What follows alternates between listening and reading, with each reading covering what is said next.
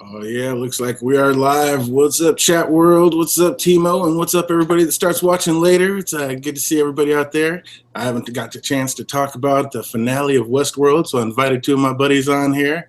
Let's hear from one of the best in the business. JD, tell them about yourself. Best in the business. I don't know about being best in the business, but what's up, man? WestWorld, so I invited two of my buddies. Haha. Wouldn't be the same if I didn't start out that way. Would not be the same. Didn't get it. Yeah, best in the business. I don't think so, but I'm here. I'm here to have some fun. So let's get it going. Let's talk some WestWorld and some questions and see if we can't figure out some answers. Right on. We also got another newcomer, not even new anymore, but I love hearing his side of the story when it comes to WestWorld. What's up, Andrew? Tell them about yourself real quick. What's up, everybody? I'm Andrew. I do WestWorld videos. It's good to be here, talk some more WestWorld. I've been craving it since the season finale, and I know that there's not going to be one for a long time, so I'm going to savor every minute of this.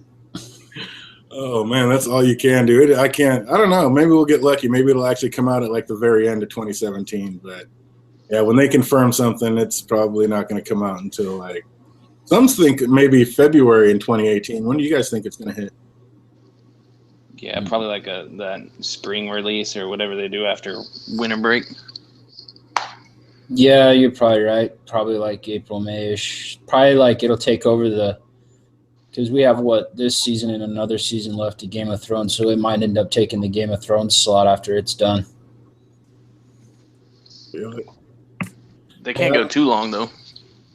People will lose interest. Yeah. I don't know if will it lose interest or build it up even more. Depends on how they write the story. If they keep writing the story like they are, then it'll be fine. Yeah, if they go true detective way, then they're screwed. Oh my God!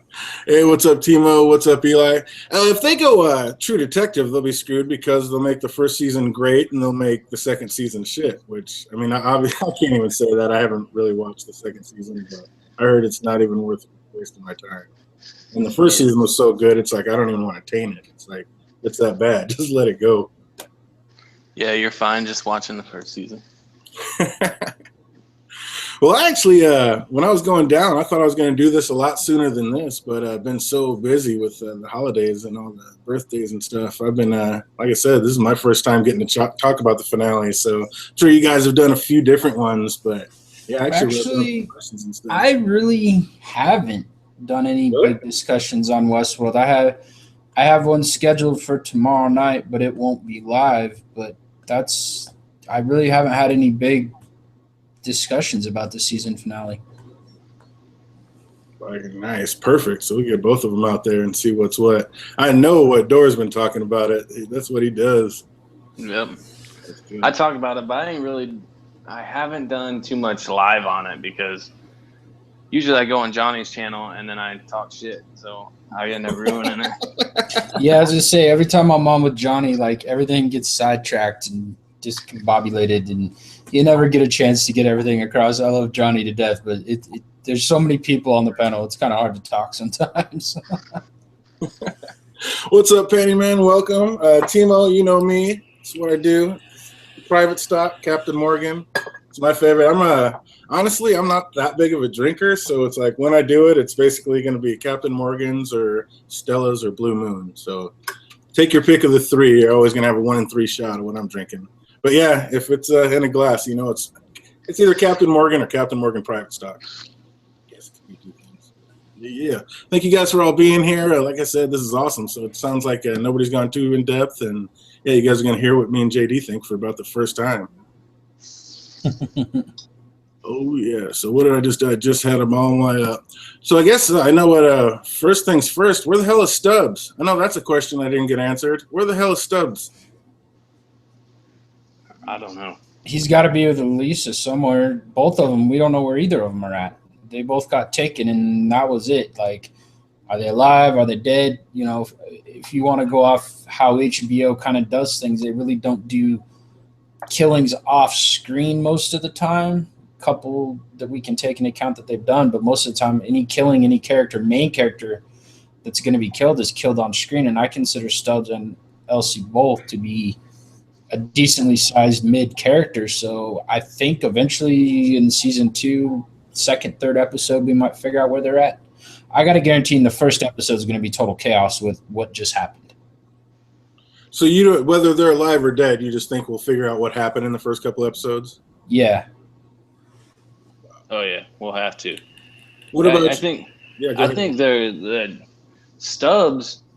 He's kind of too big of an actor just to like take off on the one season and just go out like that. I know it's shitty of me to like kind of bring it that into it, the kind of actor, but I mean, logically speaking, you paid that money for that actor, you're gonna have more than just what little he played in this season. And like him and Elsie had this like good chemistry together. Like as actors, they had really good chemistry together. So I think it'd be beneficial for the show to bring them back. Yeah, absolutely. And together, yeah. I mean, when they were together, they were magic. I think, in my opinion, the way they've been captured, the way everything went down, and with all the hosts that they actually know, I think they're going to be a key of in between the hosts and the humans of trying to settle shit for a minute. Is it going to work? Probably not, but I think that's going to be their key roles. They're going to be kind of like the spokesmen for the hosts. Oh, there you go. We got Timo saying she thought no workers can control the host. Now Ford programmed the back door and remembered his family was the only one they listened to. So Timo, you think the host will listen to Arnold's family or Ford's family? I mean, what do you guys think about that? Can Ford's family control him? Do they have more powers and more awakened than some of the other ones? I don't know. You know who I think is going to take over his spot is Abernathy. Now Abernathy is the only one that knows about this back door, aside from Bernard. So, because Abernathy has all the information from the whole park. And I think they pointed out that they gave him a personality for a reason. He didn't escape the park, but they brought that up so that he could come back next season and kind of take over the park.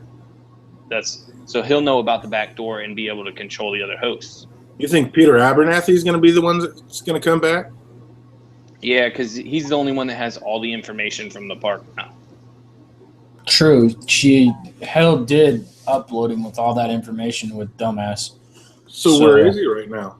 Well, I don't know because and I can never remember his name because I really don't like him. He's just a freaking idiot. But the one story writer, when he went down to Lee. Yeah, there you go. The one story writer that went down to go do what he was supposed to do for Hell, all those hosts were gone. So Ford had reprogrammed them all to start up, and Abernathy being one of them. So he's more awake than anybody besides probably Dolores. So he's got to be along with that raid that we've seen coming through the forest towards William. Think so? Yeah.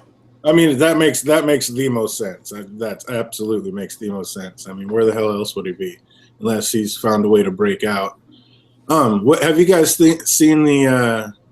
I don't know. I mean, these guys out there that break down these sick codes and whatever else. Have you guys seen that where they broke down the code and they got a little shot of the inside video of the place and they got a little blip of what sounds like Elsie saying hello? Have you guys seen that? No. What? You guys haven't seen that? Did I just spoil everything? No, I can't. I don't mind being spoiled, but I don't really watch anybody else's videos because I don't want to like poison my well and start giving out other people's ideas. Absolutely. Yeah, that makes sense. So until I make my video about it, I don't watch anybody else's. That definitely makes a lot of sense because you're going to get tainted one way or the other if you ever talk about it. So. Oh yeah. But I couldn't help it. They said, "Where is shout out to I believe Pete Peppers it was, and it was like, where's Dolores and Stubbs?" And I clicked on that, and he said people have broke down. I guess there's some WestWorld site you can go to. I've never gone to it, but I guess you can talk to some host named Ada or something, and they broke down, got some info from it, and brought down, all this text, and then there was like a certain text in there that was different. And when you put that to some other binary code, it broke down into something else. And when you broke that down, it sent you to 2 different websites. And one of them was like camera footage showing Maeve and them breaking out inside the facility. And the other one was a little video clip of what sounded like Elsie saying hello. And it was in sector, like, whatever, not where it was supposed to be. Okay, that's interesting, and I might have to check out this website. Yeah. You know, they advertise it every time after the show, too. I see it. I just have never went to it. Yeah, I've never went to it either. Yeah, I mean, I've never even seen the advertisement for it. I'm just like, are you kidding me? I mean, there are people going in depth. It's like you had to break a code and then translate it into another code. I was like, what? It's like, who are these people? And you are geniuses. What's up? We got Eli in the chat. He's got a Q&A. Do hosts actually die before they are brought back into the lab, or are they programmed to die so the guests get to have their fun? If they aren't technically alive, can they actually be killed? That's a good point. I think I said something about this in someone else's chat, but or maybe it was in my own video. I can't remember. But there's no way. Like, the Man in Black wanted it even, right? He wanted it to be a fair fight, but it's not a fair fight now. We know that, like, they can wake the hosts up immediately when they're down in like the fixing area. They don't have to pump them back full of blood. They can, like, wake them up and make them stand there with no blood in them. So they can't die if they're not programmed to. You could shoot them in all full of holes and they won't die if their programming tells them not to die. Yeah, say that. Yeah, because they're programmed to get, like, if they get stabbed, shot, whatever, they're programmed to automatically die. That's part of the game. But can they actually be killed? Well, yeah, they can actually be killed. You can dismember their whole freaking system and then crush the freaking hard drive, just like you would like your computer or your cell phone. You can kill your phone completely. Yeah, Android is the same way. There you go. Because I was with Eli. I'm like, they're not alive, so no, they can't be killed. But I just love what JD just said right there. You can kill your phone in a sense. So I guess in that way, yeah, you can get killed. What's up? Shout out to Pantyman32 out there. Broke Black Man 94. What's up? Let me know. Good to see you in there. Justin Hicks. What's up, buddy? Good to see you out there. Yeah. I'll be right back. Right on. I absolutely love this freaking show. I mean, I'm with a lot of people. I mean, we can get to that later, but yeah, I think all the way up to I think for a lot of people, all the way up to episode 9, it was their favorite episode. For me, it was episode 7. I mean, it was just when that was one of your biggest things. You just wholeheartedly believed that he was, a host, and then they showed you. I mean, yeah, it was tough for him to top episode 7 for me. What was your favorite episode? Episode 9 was my favorite, but it was closely followed by 7. Yeah. No, 9 was biblical as well, for sure. 9 was dope. Yeah, I loved 9. And I kind of like the reveal on 10 and stuff. And it's probably in my top. It's either 3 or 4. But it's probably 4. What's up, chat? What was your favorite episode of WestWorld this year? What was everybody's favorite episode out there? I just like how HBO does that, like, 9th episode, that second to last episode is always, like, epic. Yeah, definitely. Eli's point is, now that they are all chained or unchained, can they be taken out? How will humans fight back besides fully disassembling the host? Yeah, they might go Monty Python on them, just merely a foot wound, merely a scratch. So yeah, it could be. But I don't know. I think if you maybe put one through their core, something somewhere important in their head, that may pretty much knock her down. Yeah, it's going to be like zombies. You got to get them in the head. Because they said, like, when Bernard shot himself, it, like, brushed his shield. So obviously they have some sort of protecting that computer, but they can be shot there. I imagine a direct hit on it would take them out. Perhaps. And I mean, sometimes you might not, it might not even be a gun. I mean, Teddy pretty much put a bone hatchet through that one that one host's back that the bullets didn't kill, and the hatchet to the back seemed to take him out. So, I mean, who knows what it's going to take it out? I guess it's whatever they're ramped up to. And I mean, yeah. Maeve may not be alive, but she sure as hell has plenty of knowledge pumped into her little melon. So, Yeah, that's true. Could Maeve run them all? I don't know. I think the only people that can really run everybody are going to be Dolores and Peter Abernathy. So those two will have the control over the rest of them. Maeve's kind of doing her own thing now, even after getting off the train. She's going after her daughter. She's not worried about what the other people are doing. JD, was Maeve getting off the train her making a conscious decision, or did Ford program that? Okay, this discussion I have had. I believe that was programmed because remember when her and Bernard are sitting there talking, and Bernard's like, you're not making these decisions, and he's got the tablet. He's like, no, look, like you're gonna do this, this, this, and this, and she like breaks it. She's like, no, I'm making all these decisions myself, and blah blah blah. And you're sitting there watching her, and you kind of get that feeling that she kind of misses her daughter, and this and that. And blah. I don't think so. I don't believe that was actually her making that decision. I think that was programmed. I really do believe that she went back because Ford had programmed that to go back. She is a vital part of this android revolution. I think that was her choice, but that was the only choice she's made the whole time. So I think her and Dolores are in different realms here. But Maeve, I think when you saw Bernard like reading off what she's supposed to do, he kind of got a little surprised look on his face when he got down to when she was on the train. And then as that was happening, Ford was giving this speech about their choices and them having a choice. So I think he led everything there, gave her both the opportunities. Like, you can hate people, get out in the real world, but here's also your daughter's information. Now you have to choose which one you want. And she had that choice. She was just on improv mode for that decision. Yeah, I thought I was with JD. I thought it was 100% Ford that programmed it.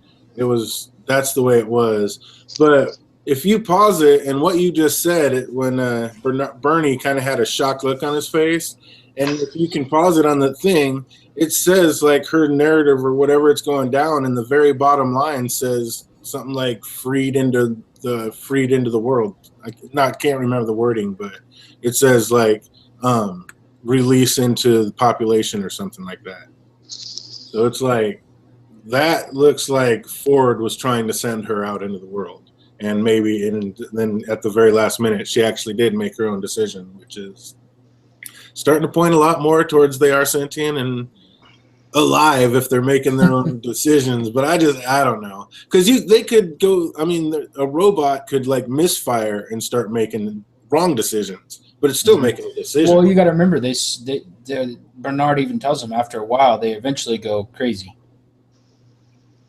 They freaking go nuts. Well, I think he said most of them go crazy. Yeah. They're like, what happened? We can't be the only ones that woke up. And he's like, no, you're not. Most of them go crazy.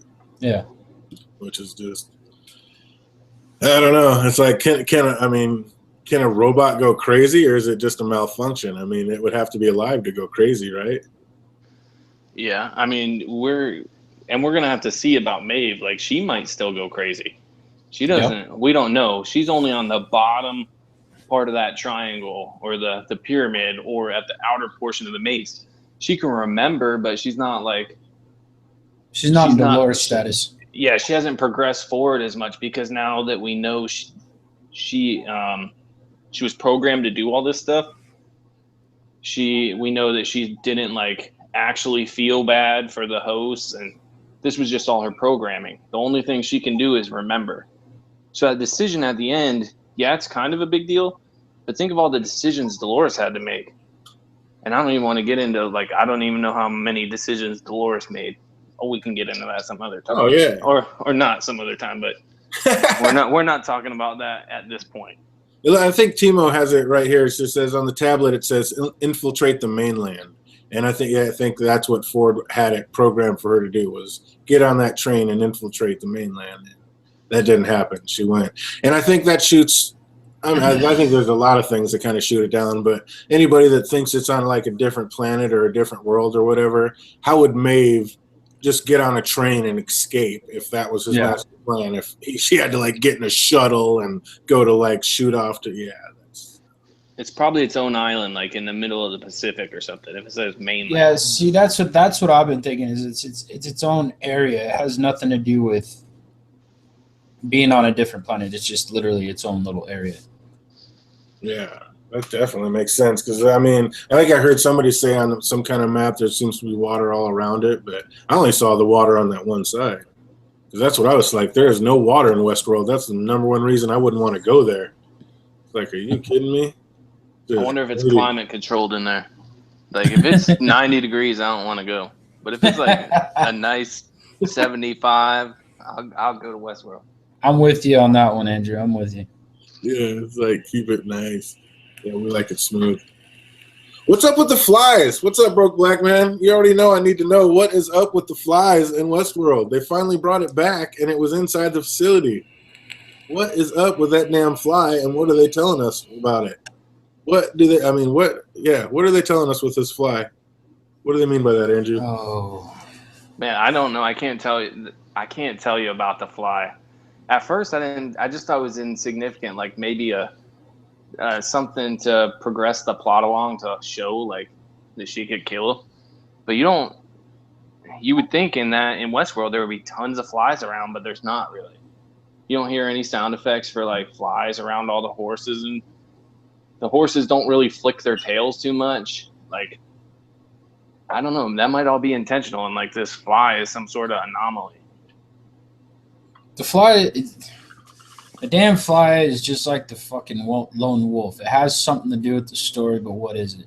Yeah, man, that's what I'm saying. Because you already know that was my next question. Because like that wolf, man. If you look like at the fly when it lands on a droid, it's either already awake or it's getting ready to wake up. Mm-hmm. It's kind of weird when it shows up. Like it doesn't show up when they're dead, or it doesn't show up when like a human's getting its ass kicked. It's literally when either an android's completely awake or it's about to wake up. And then the wolf is driving me nuts because I can't figure out the point in the wolf, but there is a point behind that damn wolf.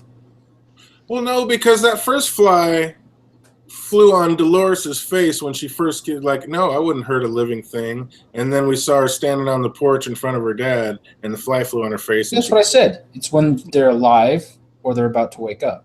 Like when they're awake. So they don't. I get you. So they don't fly onto dead hosts. Yeah, that's the third fly we see. First fly we see is crawling on her eyeball. The second one is like that guy that's like that starts jerking his face. Like it almost seemed like he wanted to hit the fly, but he's not allowed to. Yeah. Yeah, the old sheriff guy. Yeah, and then we see Dolores kill that one in the first episode. So that was the third fly. The fly didn't get a room with a view, so it just in my head. Oh, he had the wrong agent, I guess. I don't know what happened. Oh, Eli, hashtag stop killing direwolves, you cunt. Oh man, no Game of Thrones talk. She's just the lone wolf. Maybe later. It's seen with Dolores. She's the lone wolf. So I gotta retract something that I said like a couple weeks ago, where I thought like Maeve was alive. I gotta retract that after this most recent episode. I can't say she was. Go ahead. No, I was just gonna say that's what I was gonna do. I gotta go back and go back through some of all our last couple videos that we made and get what everybody got right and what everybody got wrong. Kevin Winter Madness says the fly is Jeff Goldblum.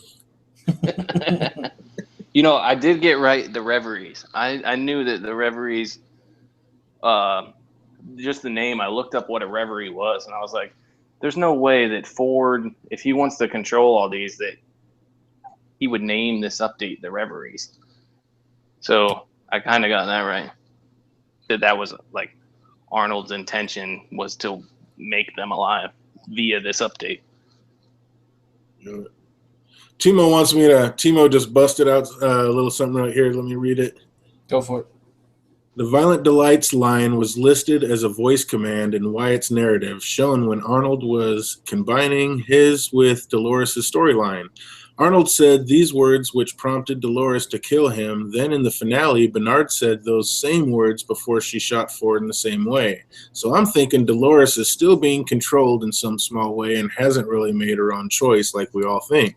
A lot of us thought Maeve was the sentient one during the season, but we found out in the finale she was being controlled the entire season with the escape plan. But also in the finale, we see Maeve make a choice to stay and not infiltrate the mainland. So they led us to think Dolores is completely sentient and Maeve was just on a new narrative. Maybe by Ford, however, I think it could be the opposite. Dolores is the one being controlled and Maeve is actually the one who made a choice of her own, and that she is actually the one who's off her loop. What do you guys think about that? Good shot, Timo. I like that. There's more to that too, because everything that we think Dolores is doing, Ford had planned out. Like, he had everybody sitting there ready for her to die on that beach. So anything that happened up until that point, in the current timeline, you have to dismiss as Ford's programming. Now, I think that she did make the decision at the end, because I don't know how Bernard could have told her that, but he wasn't close enough for her to hear that. So I don't know how far away their voice commands work, but she presumably would have to hear it. But The music. Yeah, maybe the music. Because you watch when she kills Arnold, he turned that freaking music on. When she kills Ford, the same thing's happening. The music's playing. So I think that's her freaking snap out of being not able to kill humans key kind of thing. I was so mad. I was so close. If I just had a little more time, I was just so close to cracking it. It's like I knew that was Arnold Can that was freaking turning that music box, and I thought he was using the music to slow Teddy down, and that's what Ford was talking about when he said the trick I learned from an old friend. Mm-hmm. He stopped Maeve from freaking out that one time. So I was like, oh, I totally called it. There he is. And like when they were doing it, it was like, I called it. And then it was for the complete opposite reason. It was to make him kill him, not slow him down. I was like, damn it. I was so mad. I don't think it's – I think the words are kind of like a memory recall. Like, as if you notice when like that's said to Dolores, she starts remembering certain little things. When it's said to Maeve, she starts remembering certain little things. But when that music is key, is the two times that Dolores killed is Wyatt. So I'm going off the music as her key to make her snap, not the words. So I thought, but I mean, Ford did say the choice is yours. And I mean, she did pop off. I know what I need to do now. Yeah, he didn't explicitly tell her either. He didn't say, like, I like that whole scene. I watched it and I was like, okay, Ford's the good guy. And then Bernard didn't understand that. And then I rewatched it. I'm like, oh, that kind of makes sense. Like, that you could confuse that as him not being the good guy. And he didn't really tell her what to do. She just did it. And we probably should save this till the end, because we're going to argue over whether someone's alive or not. Oh, yeah. But we'll bounce back and forth. Hashtag real quick, the broke black man says the fly is Ford's new body. There, I said it. Anyway, I'm sorry, go ahead. But he just said, you know what you need to do. He said, this is how terrible people are. Like, hey, and he's kind of been saying that the whole time. He's been consistent about that. Like, people are shit. Yeah. And he said, you know what you need to do. Here's all the stuff. And then the speech that he was given, he said they will have the choice to kill right before she kills him. Yep. So I think she had that choice. He didn't make her do it. And I don't think the music made her do it. Timo says, so Wyatt made the choice, not Dolores then? I don't understand, because Wyatt's just a narrative. Dolores is Wyatt. Wyatt's like her violent side, basically. Like, Dolores is the one that couldn't pull the fucking trigger on the gun and all that shit. So that's Dr. Jekyll and Mr. Hyde? Yeah, basically Wyatt's the violent side of Dolores, like the one that can do whatever the fuck she wants, kind of thing, kill people whenever she's told to or made to. And I'm gonna stick with my theory with the music until I'm proven wrong, because I think that music has something to do with them unlocking a consciousness with the maze. Maybe. And I mean, yeah, it could like remove all their inhibitions, I guess. Mhm. Maybe the music can do something to that effect. But it's a shot in the dark with a long stick, and I'm gonna keep and that would prying be around great. until I find answers. If it's right, it'd be like I called that over a year ago. But as far as now, I forgot what I was gonna say. Damn it! What did Timo say? It happens all the time. So Wyatt made the choice, not Dolores. Okay, so yeah, our past they make our decisions for us. That's the same as people. Like if you've done something terrible in your past, you have that as a part of you. Now that it's programmed in her past build, it's a part of her. She has that ability to do these things, these terrible things. So that's no different than people. Like sometimes you get conditioned to do certain things. She's a schizophrenic android with bipolar. Timo says Dolores is just a puppet on a string. # Pinocchio with titties. Oh, I love the chat. They are the greatest. It's almost like a multiple personality thing. One side of Dolores is sentient. Maybe she has actually gone crazy and she's not fully alive human. Dude, Timo, dirty, dirty, dirt. Oh, can't just. We only have over a year to wait, so we'll get the answers. Yeah, that's the biggest problem. Is like, yeah, we can sit here and poke in the dark all we want to, but we have a long, long, long wait before we figure it out. Exactly. Who is the damn lady in the white shoes? No, okay. I See Spots had the best thing about this. He commented. He commented on my thing, and he said, "We'll toast to the lady in the Wyatt shoes." Oh, I remember that. Damn, that was brilliant. To me, that was brilliant. I rewatched it. Awesome. You can't really tell. You can't tell whether he's saying like white with a Western accent or Wyatt. That's like pretty smooth. I like that.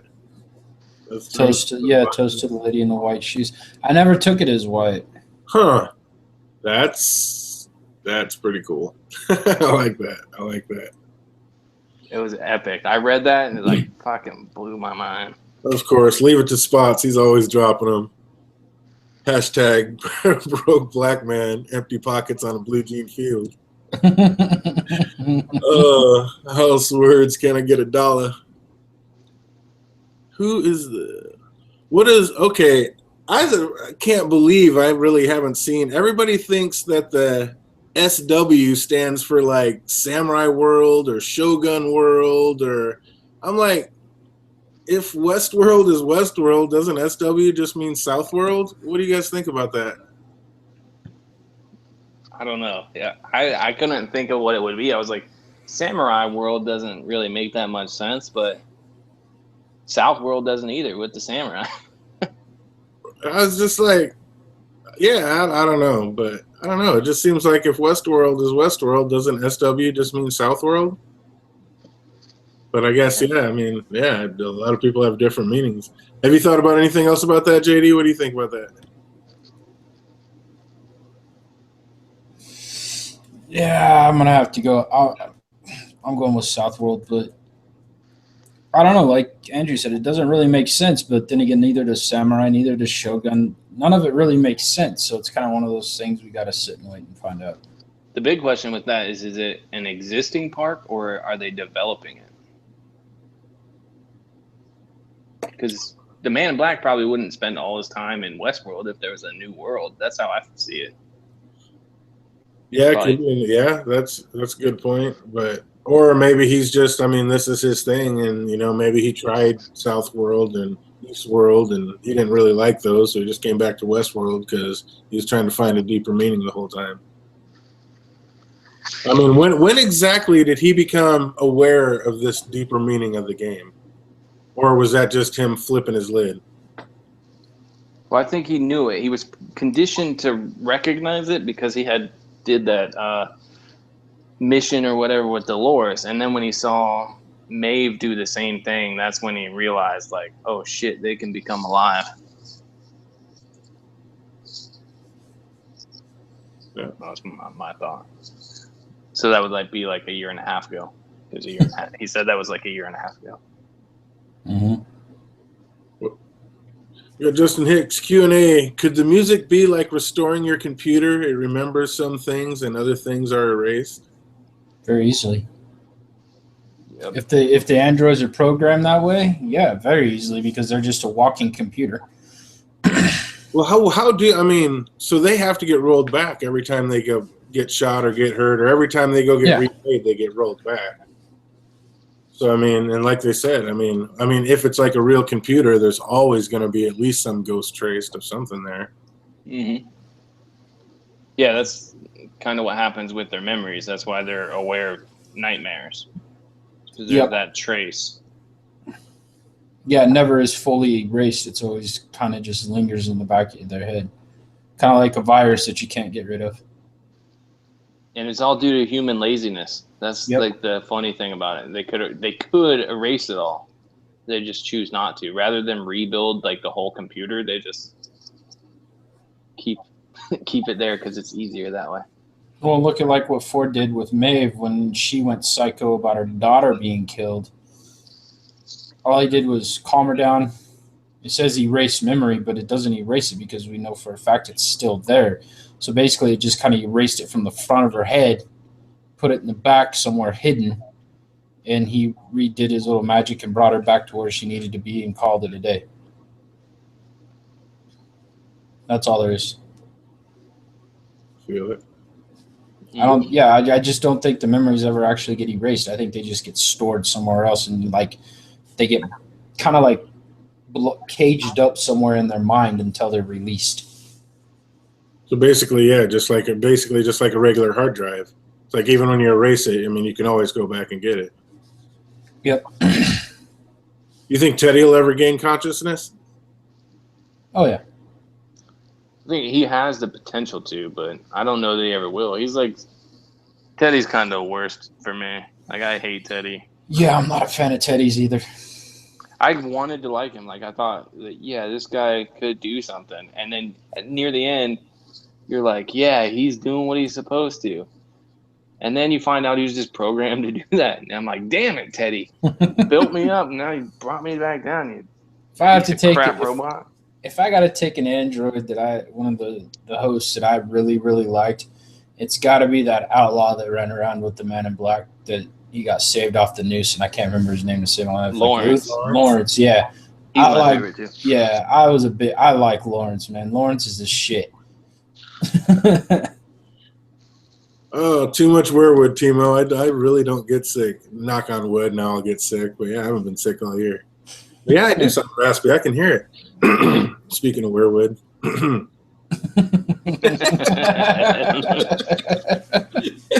I gotta go for a sec. I'll be right back. You reminded him of the werewood. Oh, that's classic. But yeah, there's Teddy's like the oldest host, and yet for some reason he's like completely clueless. So I mean, all of us who guessed that the maze was just like, like Teddy said, just more metaphorical than the actual thing. I mean, he's been loop after loop after loop. He's gone circle round and round, and he doesn't seem to be any closer to anything. No. And here's what I wonder is, like, if he starts to gain consciousness, just like most of the hosts, I assume that a lot of the hosts that were down in cold storage, they managed to gain consciousness. And if Ford really was planning this all along, then he would have saved them down there, knowing that they had that potential so that they could come back up and basically take over everything and be okay. But what do they do with all the other hosts that we don't know if they can get conscious, and if they're going to go crazy and start killing all the hosts that are conscious? I don't know. I had that question. I'm like, man, like, how are these hosts going to know what to do about this? Yeah, and my question is, how long can a host go? I mean, how long? I mean, does it need to sleep? Does it need to recharge? Is there a battery? How long can a host go before it fries out or tweaks out? Or I mean, because it just go forever? It's got like a never-ending battery and can just live on forever. How long can a host last? Because it seems like they all needed to go to sleep, or was that just part of a narrative to keep them on a loop? Might have been just part of a narrative.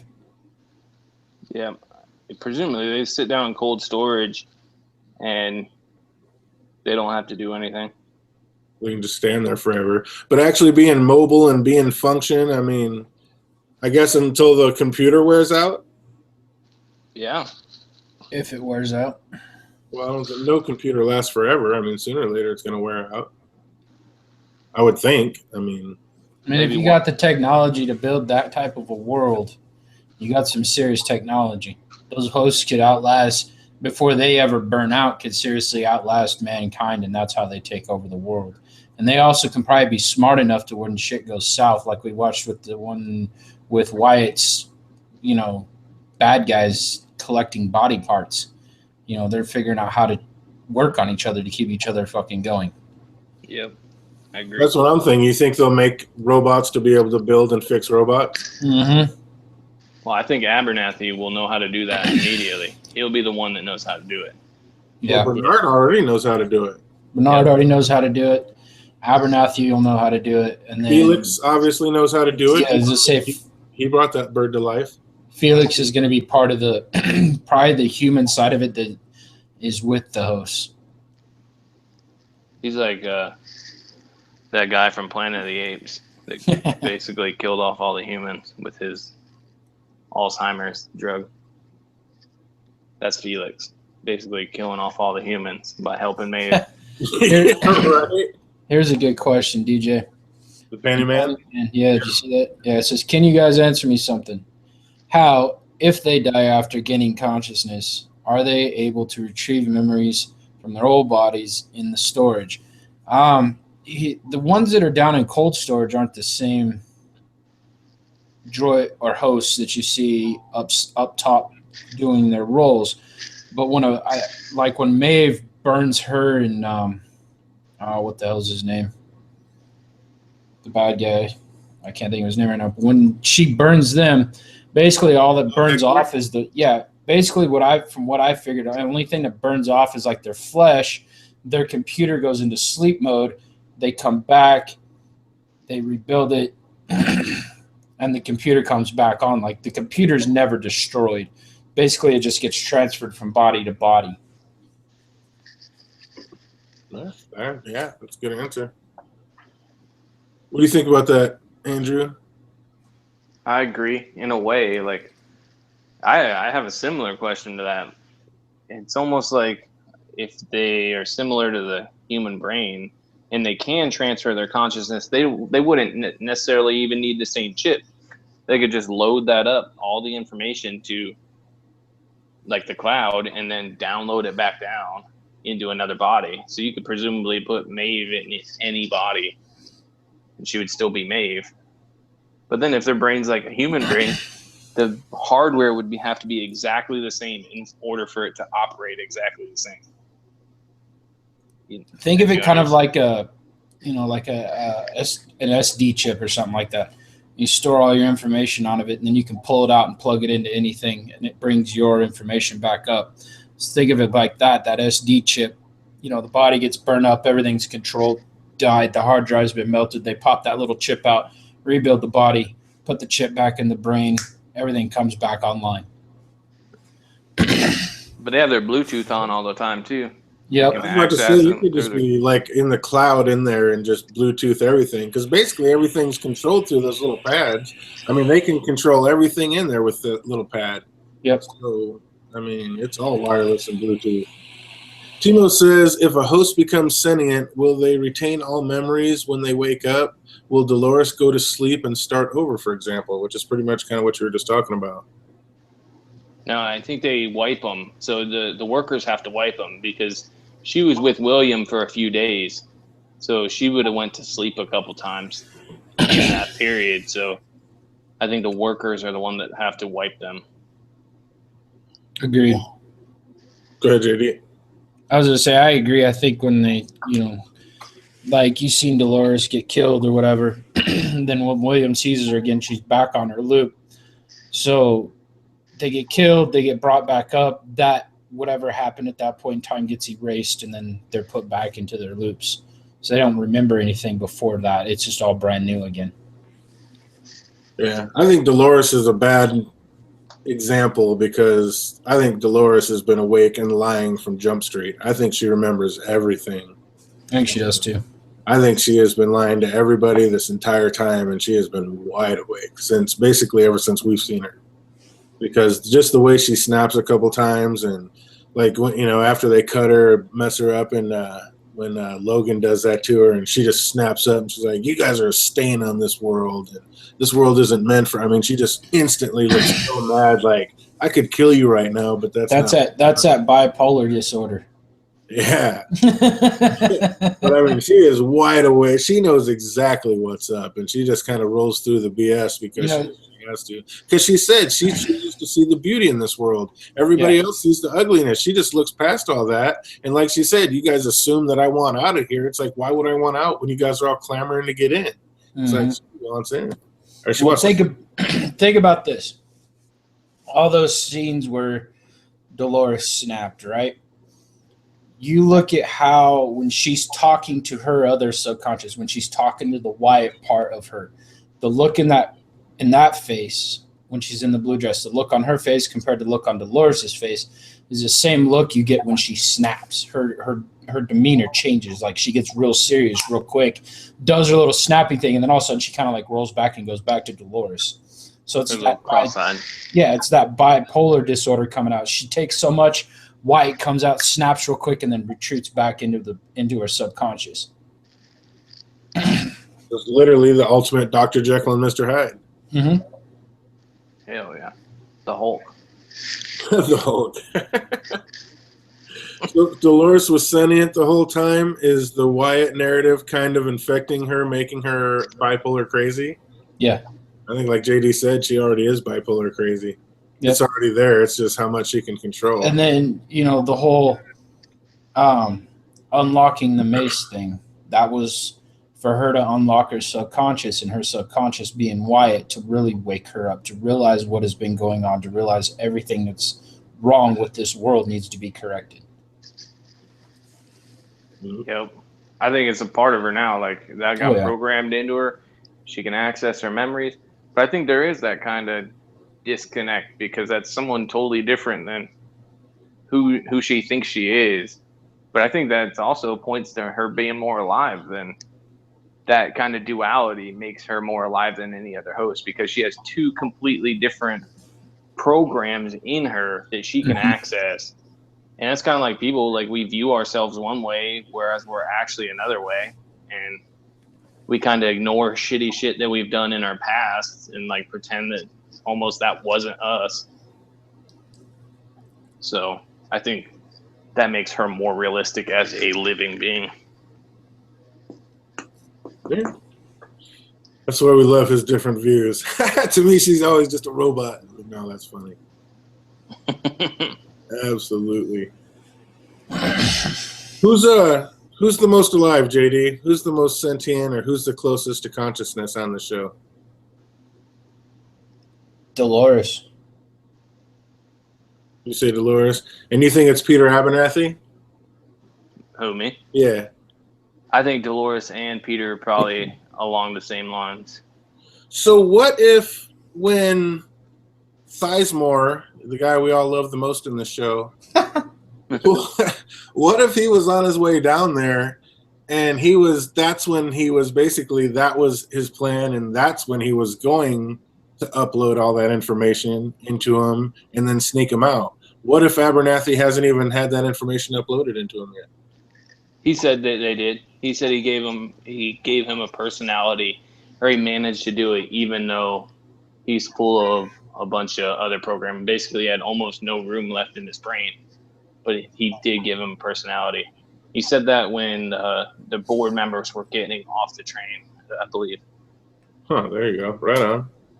Nice. All he had to do was go in there and wake him up, basically. Nice. What were Wyatt's gang taking off the host that were? What were the Wyatt's gang taking off the host in episode 9 when they were like digging into the other dead host? Body What parts. were they doing? Excuse me. That or those tracking devices, they could be taking those out, but I'm pretty sure they were salvaging parts. Yeah, but it wasn't like body parts, like normal flesh and bone body parts. It was like the little parts. Yeah, it was like some little mechanical thing. It kind of looked like they were taking bones out that were like shotgun shell size. You think maybe they were like pulling that stuff out, and that's where they got their bullets from? They're real bullets that can actually kill people, and they started making bullets out of that? Maybe. That's a good thought. I didn't even think of that. Like what they were doing. I thought that they were maybe making it so they could rebuild themselves. That's what I thought. No, I literally just made that up and pulled that out of my ass like in the last 4 minutes. But I thought about that. I was like, they were kind of shotgun shell size. So what if they were making bullets? What if that's how they're getting the bullets that can actually kill people? Hey, what's up, Visenia? Welcome. Keeping up, helping us out in the chat. But yeah, I mean that's totally feasible. I mean, where else would they get all these weapons unless Ford just stockpiled them and gave them a whole arsenal? He had to have. Go down. He had to have. There's only one way for to get those weapons, and that's for Ford to give them to him. Yeah, he had to reprogram the weapons because they can hurt hosts. Obviously, they can go through flesh and bone when it's a host's flesh, but that same gun can't hurt a regular human being. Mm-hmm. So it's just like programming in the gun. It has to be. So how is it not? What is it that's getting shot into humans that's killing hosts that doesn't hurt humans? How does that work when we saw like that same thing basically get shot through Lawrence on that death squad thing or whatever? Mm-hmm. And it was like shooting the wall in the back almost. It was like shooting the wall behind him. Well, I guess he didn't get shot in that one, but it seems like some of those hosts, like it went through him and shot the wall behind him. But it's not strong enough to kill a human. I don't know. Yeah, Lawrence didn't get shot, but I mean, it seems like I saw something like that. Like it went right through a host, and because I mean, I saw people talking about how that's how Ford's dead because the bullet actually went all the way through him and shot the wine glass in front of him. But there's been hosts there's been walls shot behind them, so I don't know. Maybe those were just misfires, but.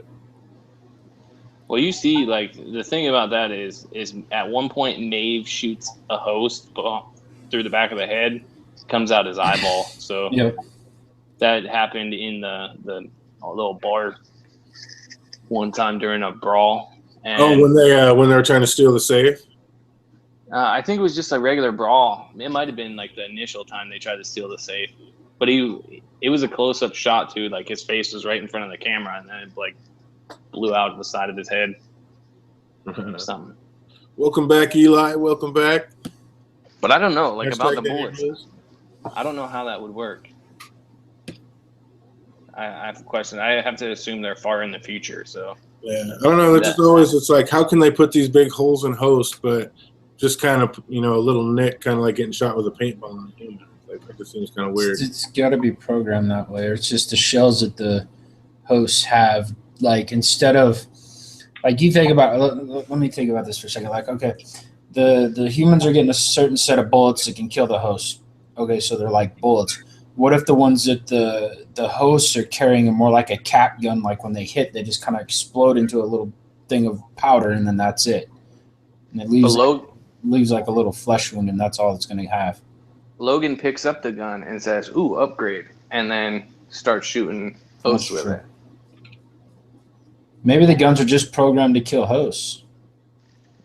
Or whatever that is that's shooting through the host is just, like I said, it's kind of a powder when it hits a human instead of an actual bullet like when it hits a host. I don't know. I'm poking around in the dark with a really big stick. So. None of us really know. They haven't answered that one. So it's like. Yeah. I've had that question since like day one. So have I. And it, like the first time I put a lot of thought into it, and then after that I was just like, I don't want to think that hard on bullets because this could take me into a rabbit hole I don't want to chase. Yeah, exactly. Timo says Dolores had to use the same special gun she used to kill Bernard in order to kill Ford. Did Elsie have an orange tip gun too? I don't remember Elsie having a gun. I think she Elsie never had a gun, no. Yeah, she just brought down that tech. She just brought down Thor's goofy brother to protect him. Yeah, I was gonna say I thought it was just Stubbs that had a gun. Like the You're security welcome, officers. Lacey. Lacey Howell thinks that Ford had them take Stubbs because you don't want Stubbs around if you're planning a massacre of the board. Stubbs never trusted the host and thought they would rebel eventually. That's a great point, Lacey. Mm-hmm. Very good point. I like that. That is absolutely true. Says, do you have kids? No matter what, sooner or later they always rebel. Yep. That is pretty good. I like that. And it had to be Ford because her beacon just started pinging out of nowhere right before all this happened. So it was intentional to get him out of there. It was the episode before. So cool. Absolutely. I definitely don't think Stubbs is dead. I think they're just holding him down somewhere. I think they just tackled him and they're holding it down just until this can go through, and they'll let him go. So when this does happen, starting with you, JD, after season 2, episode 1, what humans are still alive in the park? Stubbs, Felix, maybe his partner, depending on his attitude, and then Elsie. I think that would probably be about it, unless there's guests running around there that I don't know about. Maybe the narrator, but he might be a captive to be shot later on. That'd be cool. The narrator? Oh, yeah, Sizemore. Yeah. No, he's too much of a prick. He's going to live. Right. Yeah. What about you, Dor? What humans are going to be alive? I think Sizemore because he was down in the basement when all that happened. I think the Man in Black because the hosts are going to need the Man in Black to cover this up. There's no way this is going to go unnoticed. So they need him, like the leader of the board or Delos, to help cover this up. And he kind of gets what he wants as well, that these guys can fight back. Oh, that's what he was living for, absolutely. Maybe, what's her name will live. Yeah, Timo thinks sadly that Charlotte will live. Yeah, Charlotte. She might know about the basement under the church. I'm not going to be too sad about that. I need some eye candy to look at while I'm watching this show. and then Take care, Stubbs. BBM. Yeah, nothing wrong with keeping Charlotte around. It's nice to look at. She is beautiful. Yes, she is. And she's perfectly evil. She's ready to twist it up. And who even knows she's evil? She's just very company first minded. Yeah. So what is going to happen to poor Felix out there? I don't know. I think he's going to end up becoming a programmer and a repairer. Doing exactly what he's doing now, basically. He'll just do it just for the hosts, and nobody else will be telling him what to do besides like Dolores or Maeve. I think Dolores and Maeve are on different sides, though. They're going to be on different sides of a war. Yeah, Dolores will want to keep everybody in, and Maeve will want to get everybody out. Yeah. I think they'll have that split thing, but I agree. Felix will probably be stuck there doing maintenance on hosts. Someone will know about what he's done for the hosts. So even if it's not Maeve, like Hector or the Snake Lady, one of them will know that he helped. Yeah. Sylvester, he's either dead or he leaves the park forever. He's smart enough to like... Sylvester gets out, he's like, oh, screw this, I'm bouncing, I ain't dealing with this anymore. Yeah. He was probably on that same train Maeve was on, just at the back of it. He's like, fuck this. Oh, what about you? What about you, JD? What's going to happen to Sylvester? Who's Sylvester? Remind me. Felix's partner. He's he's the one that I said it depends on his attitude. If he's good and he falls in Felix's stead, he'll be fine. If he doesn't, he acts like a douchebag, he'd probably get killed. Maeve already wants to beat his ass, so that might be he might just get killed by her, or he'll be on the side of Maeve and want to get them all out just to see the fucking world burn. He just wants to save his own ass. I think that's his big thing. I almost guarantee that he leaves, or else like I don't understand his whole personality like at all. He wanted to do a racer to save his own ass. So now he's going to stay at this park. If he does stay, all that really speaks to is like that theory that they're on a different planet, which I don't subscribe to. But if he doesn't leave, you have to believe there's a reason why he can't pick up and go. Well, maybe he just feels like he can just do what he wants to do now. It's like, hey, free reign of the park. Now I can act like a millionaire. Timo's got a good question. What Hit it. side do you think Bernard will be on? Will he be trying to save the humans and shut down the hosts, or is he going to be on the side of the hosts? I'm going to have to say he'll probably be on the side of the hosts. Yeah, I mean, that was one of the last things Ford told him was, never put your faith in us. We'll let you down every time. Mm-hmm. What's up, Eli? Eli, what doesn't let you down is Eli in the chat. What's up? Thanks for staying. Cheers to you, brother. I think he's going to be more on the human side, actually. You think he's going to fight more for the humans? Yeah, I think he's going to get screwed over by humans, certainly. But I think that he's going to want to, if he's not specifically on the human side, he's going to be kind of like an in-between, where he's trying to keep the make host in check kind of thing? Yeah, he's just going to try to keep the peace between the people, probably make a deal like, can you just let us stay here and we won't bother you? Something like that. He's going to not be totally on the host side. Good point. Yeah, it definitely makes sense. He just has that kind of personality where he can like empathize with people. Obviously, he's modeled after Arnold, so yes, he's going to have that where he empathizes with people not of his species. And Ford told him the thing even better than, raging and showing all these crazy feelings is being able to reel them back and stay in control and act on it and clean it up. Which should help him clean up the park, I suppose. What's going to happen to naked Logan on a horse? What was the feather all about? What is this mean? Somebody tell me. I don't know what the feather is all about, but all I could think in that whole thing was like, we know that they have explosives in their neck and they can't leave the park because of that. Presumably, the horse would have explosives too. Yeah. Did he kill him? I mean, why would they? I mean, yeah, why would they ever? And yeah, what's up, Red Wallace? You're never late over here. This is what we do is late night. But yeah, why would they put a bomb in a horse or a bomb in a? I mean, what if you're a human and you're riding one of their horses and the horse accidentally ran out of bounds? It's just going to blow up underneath the human? I don't think they'd put it in the animals. Yeah, I don't think so either. Why not? The horse could go crazy too. If the horse goes crazy, then they go to shut down or they shoot it, but I don't think they put a bomb in it. Like I said, if a human's on it, you're going to have it blow up underneath a human? Well, yeah. I mean, you got to protect. Yeah. You got to protect all the other people. If it gets out, what if it like just goes crazy and then what is a horse going to do? I don't know, but it's not a horse. If you can't say it's a horse if you don't believe that the hosts are human. You can't say it's just a horse. Okay, a robot horse. Really a robot horse going to do? Hey, Andrew, you're starting to sound a lot like fucking Lav right now. Why is that? You're getting racist on the hosts. No, I'm just pointing out like that. You can't say it's just a horse because you don't believe that the hosts are human. So it's a host the same as the human host. It's just programmed to be a horse. Correct. With that, they're all robots. You're absolutely correct.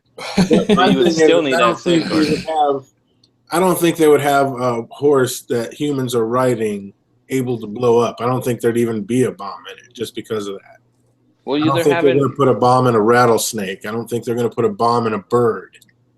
I just don't think they're wasting it on animals. I think it's just in the host that can actually act on their own and harm people because they're robot strong and can actually grab you by the throat and choke you out, which a horse can't do. I mean, I think that one almost choked the Man in Black out. Because robots tied it up, not anything the horse did. The horse just stood there. The horse didn't tie that rope to its saddle. it could go crazy. They have to protect it. Like just like in modern day science, when they send something out into space, they completely sterilize it, like so that as little bacteria is on it as possible, so that it doesn't ruin other. If it happens to make it far away to another planet, you have to protect from every little thing. I bet that the little birds have a little bit of explosives in them because they can't let it. Explosives. Because if it got out, even if it just went crazy and swam across the ocean and made it into like some park and started trampling people, like, you have to protect it somehow. Maybe not, but I just think it. Yeah, maybe more of a Presumably. shutdown, maybe more of a backup shutdown code, but I just don't think they'd actually put a bomb in something like that, like they do the host. I think that's something different. The hosts are trained to act and blend into human society. They all pass the Turing test. I don't think any horses or any animals could pass the Turing test. But yeah. Yeah, bro. He's speechless. I got him. Hey, can we bring a horse in there? And if a horse starts trying to mate with it, then that's passing the horsing test. Yeah, I guess. Oh, Eli says maybe Elise and Stubbs will kill a couple hosts and smear their guts on themselves to blend in together. Oh, wait, this is Westworld, not that trash known as The Oh, I've never seen The Walking Dead, but I assume that's hilarious, Eli. What's up? Toast. Men in Black is a legend, but William is a cunt. Toast it up. I think that's an accurate thing. Like, think how pessimistic and, like, I don't know, how would your 18-year-old self or teenage self feel about your current self? I think that's pretty accurate that he's like young and dumb and falls in love with a robot and stuff. True. Yeah. So we know you guys both think basically Peter Abernathy is in the woods with all the rest of the hosts. We think that's where he's at. We don't think he's anything special at all. Only place I can think where he'd be. He might be. He might be walking around in the bottom. Like, as soon as they left him alone, he was like, "Hell yeah, I'm out of here." Because so basically, he's just at least maybe not alive. Well, you think he's alive, but if nothing else, he's at least as updated and as smart as Maeve. He's smarter. He's smarter than Dolores, Maeve. He has everything. So presumably, he has all the code that makes Westworld what it is. So he has control of it all. It's in his brain. Anything that Ford can do, Abernathy can do. So he can, I assume, he can up all his stats just in his own brain. He doesn't even need a pad to do it. So it's all in his head. So if he's that smart and you think he's the almighty, when they kept saying, all throughout this series, they kept saying the ruler of this world hasn't even come yet. Who this world was made for hasn't even come yet. You think maybe he's like the entity that they're talking about? Like he's going to be the almighty, powerful one that they've been meaning and talking about this whole time? I think they were talking about Dolores, not Maeve. But I think it will be Abernathy. Like, I don't know. I've had this grandiose plan for Abernathy for a long time, so I'm a little biased. Eli, I'm the same way. So are we all. We always forget what we're going to say. What's that? I was telling Andrew to stick to his guns, man. That's the whole point in having theories. Keep them until you're proven wrong. That's right. Absolutely. I did. Even in my video where I said Dolores is Wyatt, which I had previously said Abernathy was Wyatt, I said that Abernathy still has an important part because he had that storyline where they were cannibals, and somehow in that storyline he accessed that he was a robot. He says, "My robotic hands." So in that storyline a long time ago, he knew that he was a robot. Mm-hmm. So he has a bigger thing. Even in the past, he had a bigger role to play in consciousness, I think. If he's awake, I mean, when we last saw him, he was sitting there fried. He couldn't get up out of a rocking chair. He was just all twisted out over a picture. He went crazy. Why is it, and you guys hold it down for me for a second, but why is it that he went so crazy over this picture? What is it about this picture that sent him on that path to go nuts? Yeah, I don't know if it was that specific picture, but it was stuff that didn't make sense in his world, like these tall buildings and these lights and this girl wearing weird ass clothes. So I don't know if it's that specific picture. Maybe that'll have something to do with it. It'd be kind of shitty if that was just like by chance. Although that's kind of how the world is. It's like it may be by chance that he happened upon that picture right after he got updated. But I think his thought process went like he was like, hey, I see something in this picture that don't really make sense. And that was all due to the reveries because of his prior build where he knew he was a robot. I think that's what kind of brought it all around. He's like, I think you're on the perfect track. And I think he just went, you know how Bernard's like, well, some just go crazy. And I think that's exactly what we saw with Bernard. His system literally shut down because he had so much shit flashing in his head at one time. Like we almost seen happen to Bernard when he was getting all his memories brought back up. I think you're right. I think he saw, you know, he's been around for so long. A lot of his past with that picture coming into his head, a lot of his past like popped up, and he just broke. You know, his CPU went fucking nuts. Yeah, and then they talked about his old storyline where he was a cult leader, and it was called the dinner party, and they ended up being cannibals. Yeah, and he was also a sheriff. Yeah, so I think he just has a really important part to play because in that storyline, I don't know. I keep getting stuck on that. How did he know he was a robot? Like no one told him that. He just knew. So it had to be from something he learned back then. And Ford says it's because of this prior build, that one. And I don't know. I think Abernathy's like the key to it all.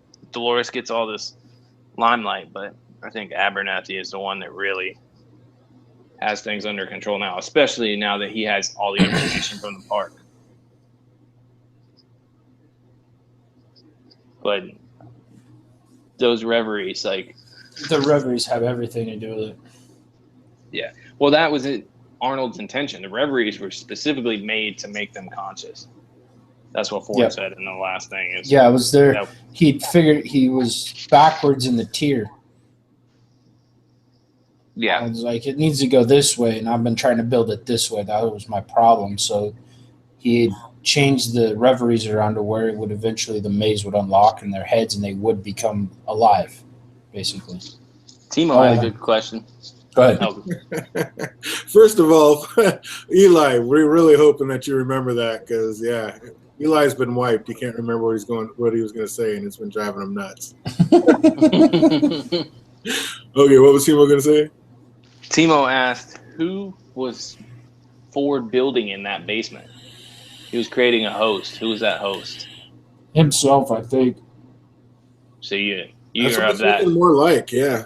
See, at first I thought it might have been Elsie when she disappeared, but the more the show went on, I started believing that it was Ford when he died. But I don't think it's going to be Ford as in how we see him as Anthony Hopkins. I think he built himself like the ultimate body as Ford. So we were going to have probably another, like, you know, they're going to bring in another big actor to play that role kind of thing, or they're going to CGI his face. Who knows? But it's going to be Ford in some way. But yeah, it's funny. It's like we lost Elsie, and everybody said it's Elsie, and we lost Teresa, and people thought it might be Teresa, and now we lost Ford, and it's like, you know, wow. I love the way they just set the show up. It's like you just never know. They always keep it guessing. Awesome. Yeah, and I think next season is going to be even better about that because they've seen that like people figured out their shit this season. Yeah, they're going to go even deeper. Exactly. And that's a good one. That end, like, who was he building? Exactly. That's a huge one. But I like what Timo said, what we were talking about before. Maybe Abernathy saw that same picture 30 years ago and when he was a cannibal, and it stirred something in him, and that was, you know, updated him and moved him from that storyline, and maybe that's what freaked him out. That would make sense if he'd seen that picture before and now he's seeing it again, and it's kind of restirring, you know, switching up, showing him, and maybe that's how he's starting to know he's a robot. What you were talking about, Andrew, is because now he's starting to remember these different storylines that he went through, and he's like, well, wait a minute, starting to realize what he is. Yeah, that may be true too. Or like, what if he saw that same picture, that girl standing the same way, but he saw it differently back then, and now he's looking at it and he's seeing other shit in the picture that wasn't there before. But now he can access that memory, and they have perfect memories, so he's confused. He's like, hey, I didn't see this shit before. How come it's there now? Well, why would he be able to see it now? What changed? I don't know. All the time with the reveries. The reveries brought up all his old memories, but now he has a shit ton more memories than he had then. Huh. Speaking of reveries, did Peter, because of the reveries, remember from his acting days the violent delights phrase, which we know is the trigger for the evolution? Red Walrus breaking it down. That's what I was kind of talking about when you were gone. They bring up a bunch of stuff about his prior builds. I think when he was a cult leader, they found this bit of code that allowed them to do specific things, and he knew it from then, not from when he was a teacher. Yeah, if that makes sense. Like, yeah, no, Timo says, what about Ford's family in the secret cottage? The dad seemed violent and unresponsive to commands. What will he do when people find them? And I mean, Ford's going to have them. I mean, Ford spent a lot of time in that cottage and with that family. He's got them dialed in to do some things. What do we think those things are? What's up, JD? What do you think is going to happen with that? I don't know, because we really didn't see him besides that one time. So it's a pondering question I haven't quite got an idea on yet. You think a little young Ford might be the Ford that all these other ones will respond to? Ford maybe made him in charge? That's a big possibility, because then you have Ford, so that's a big possibility. That would be the big twist. You don't have to have Anthony Hopkins next year, but you know nobody's looking at a little kid to be in charge of everything. But maybe that'll be a big twist on it, that the little kid will be the one running everything, because that's really Ford. Mm-hmm. Yeah, maybe that's a good thought. But I think that Ford would recognize that he doesn't even have control over this thing. Like, he killed that dog. And he said, why'd you kill the dog? You don't know. The kid doesn't know. Like, he just wanted to kill the dog. Well, he did. He said if I did it, he wouldn't be able to hurt it anymore. He wouldn't be able to kill it anymore. So, I mean, he knew. He just lied. Now, why did he lie the first time? That's a big question. What made a robot lie? Yeah. So maybe he was practicing then. Maybe he used his family and his old self to practice making them conscious to where they don't follow rules. Maybe. And so if he perfects that code there, then he can implement it on everybody. Yeah. Or maybe he did perfect it and he did implement it on everybody. I don't know. Something's gonna happen with that family out there. I mean, he kept them secret. Nobody but Bernard knows about it. I'm sure he rolled that back, and he was spending all that time with them. I mean, this family is going to come out and be doing something epic next year. That's a fact. And they said, this was kind of the path this year, and I guess next year's kind of theme is going to be chaos. So a bunch of robots that Ford, has all hyped up that nobody knew about and basically has free will. Sounds like some serious chaos to me. Yeah. I mean, it's going to be crazy next season. Yeah. I hope they keep that mystery in there like they had, where you get to look for clues for shit, but it's going to be insane. Like, I'm so excited for it. I don't know how I'm going to control myself like all this time and watch the shows 100 times. I mean, and then and now. Yeah. Oh, of course. I mean, yeah. See what other little thing. I mean, we're gonna, any new theories we're gonna come up with in the next year? Like, oh, nobody saw this, or oh, this is what this meant. I mean, when they left Stubbs and Elsie's storyline, I think wide open. I mean, we saw. I mean, like everybody says, we're all Game of Thrones trained, so it's like, yeah, we saw Elsie kind of being choked out, but we didn't see her die. Maybe she's not dead, and what's going on with that? And then, of course, this new thing that just got shown, which is mind-blowing, about, maybe her little video clip and her thing being found in a different sector. And I mean, how many sectors does this world have? It's got 70 sectors. Is that just in WestWorld, or is that all the worlds and different worlds? And I mean, obviously, maybe that's where those trains are always going. Because even when Stubbs was walking down through the basement, and when Bernard walked down through the basement, there was active trains shooting through there. Even though it looked kind of like all run down and old and not used anymore, the trains were still mobbing through there. So where were those trains going? You got any idea about that? Sorry, I was typing in the chat and missed half that. I'm just wondering, what were the trains underneath there going? Even when Bernard and Stubbs and when they were walking through what looks like it was kind of closed down and run down, the trains were still running down there. Where were those trains running back and forth to? Yeah, maybe different worlds. Maybe it's like Disney World and they just have those little express things underneath to get to different worlds. I don't know. But why is that place all dilapidated? Yeah, That don't make any sense either. Well, exactly, and that's what blows me. And I know I'm all out on my ones, I'll buy my lonesome on this one. But I don't think Maeve, I've always been saying this, I don't think Maeve is on the current timeline. I think that's just another tricksy editing thing they did. They have us thinking that. I think one of the things that happened back in the day was Maeve trying to break out. But it's like, I don't think it happened. It wasn't one of the 30 years ago thing. I don't think it happened that long ago. So I don't know. I have to work the timeline out on it. It's just because I know the Man in Black said he came back.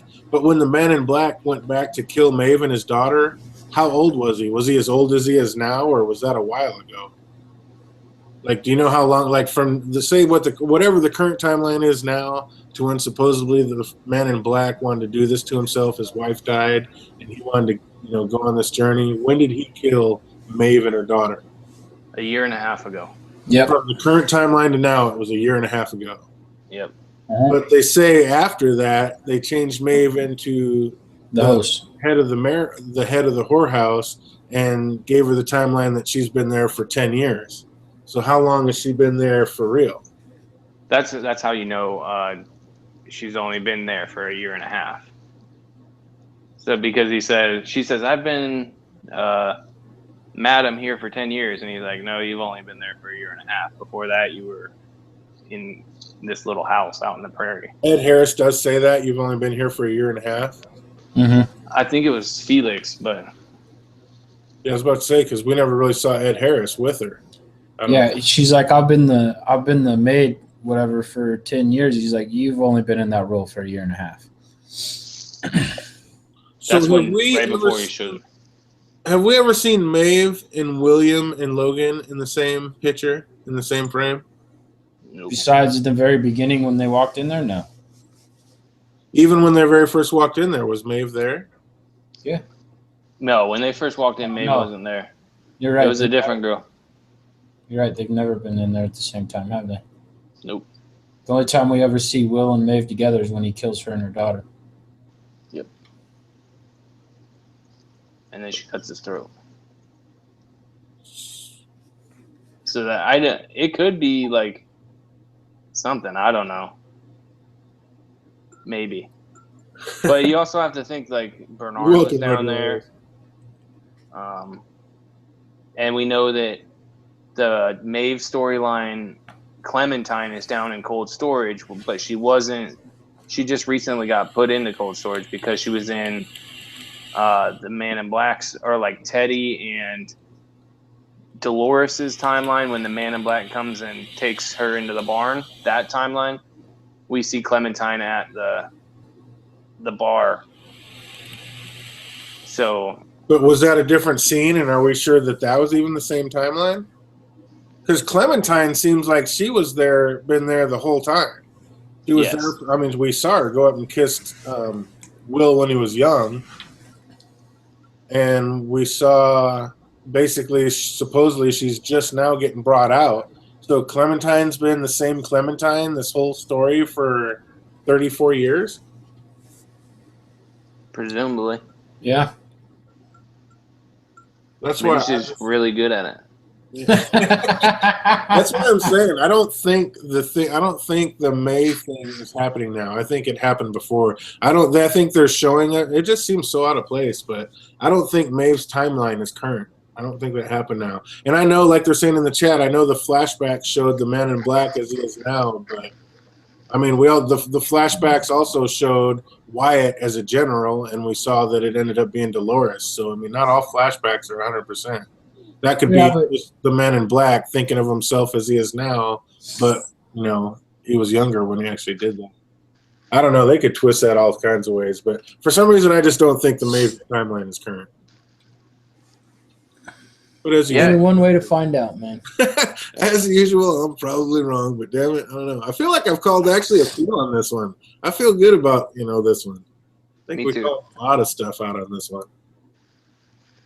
Yeah, I think so. We're gonna have to look back at this season later on because I'm sure they planned way ahead, and there's hints to what's gonna happen at the end in this season. Yeah. But I think it's gonna be a lot harder to find like the details in later seasons, like those hints. I'm sure they'll still be there, but after everybody figured out what all was going on in this season, they're gonna make it way harder to do that.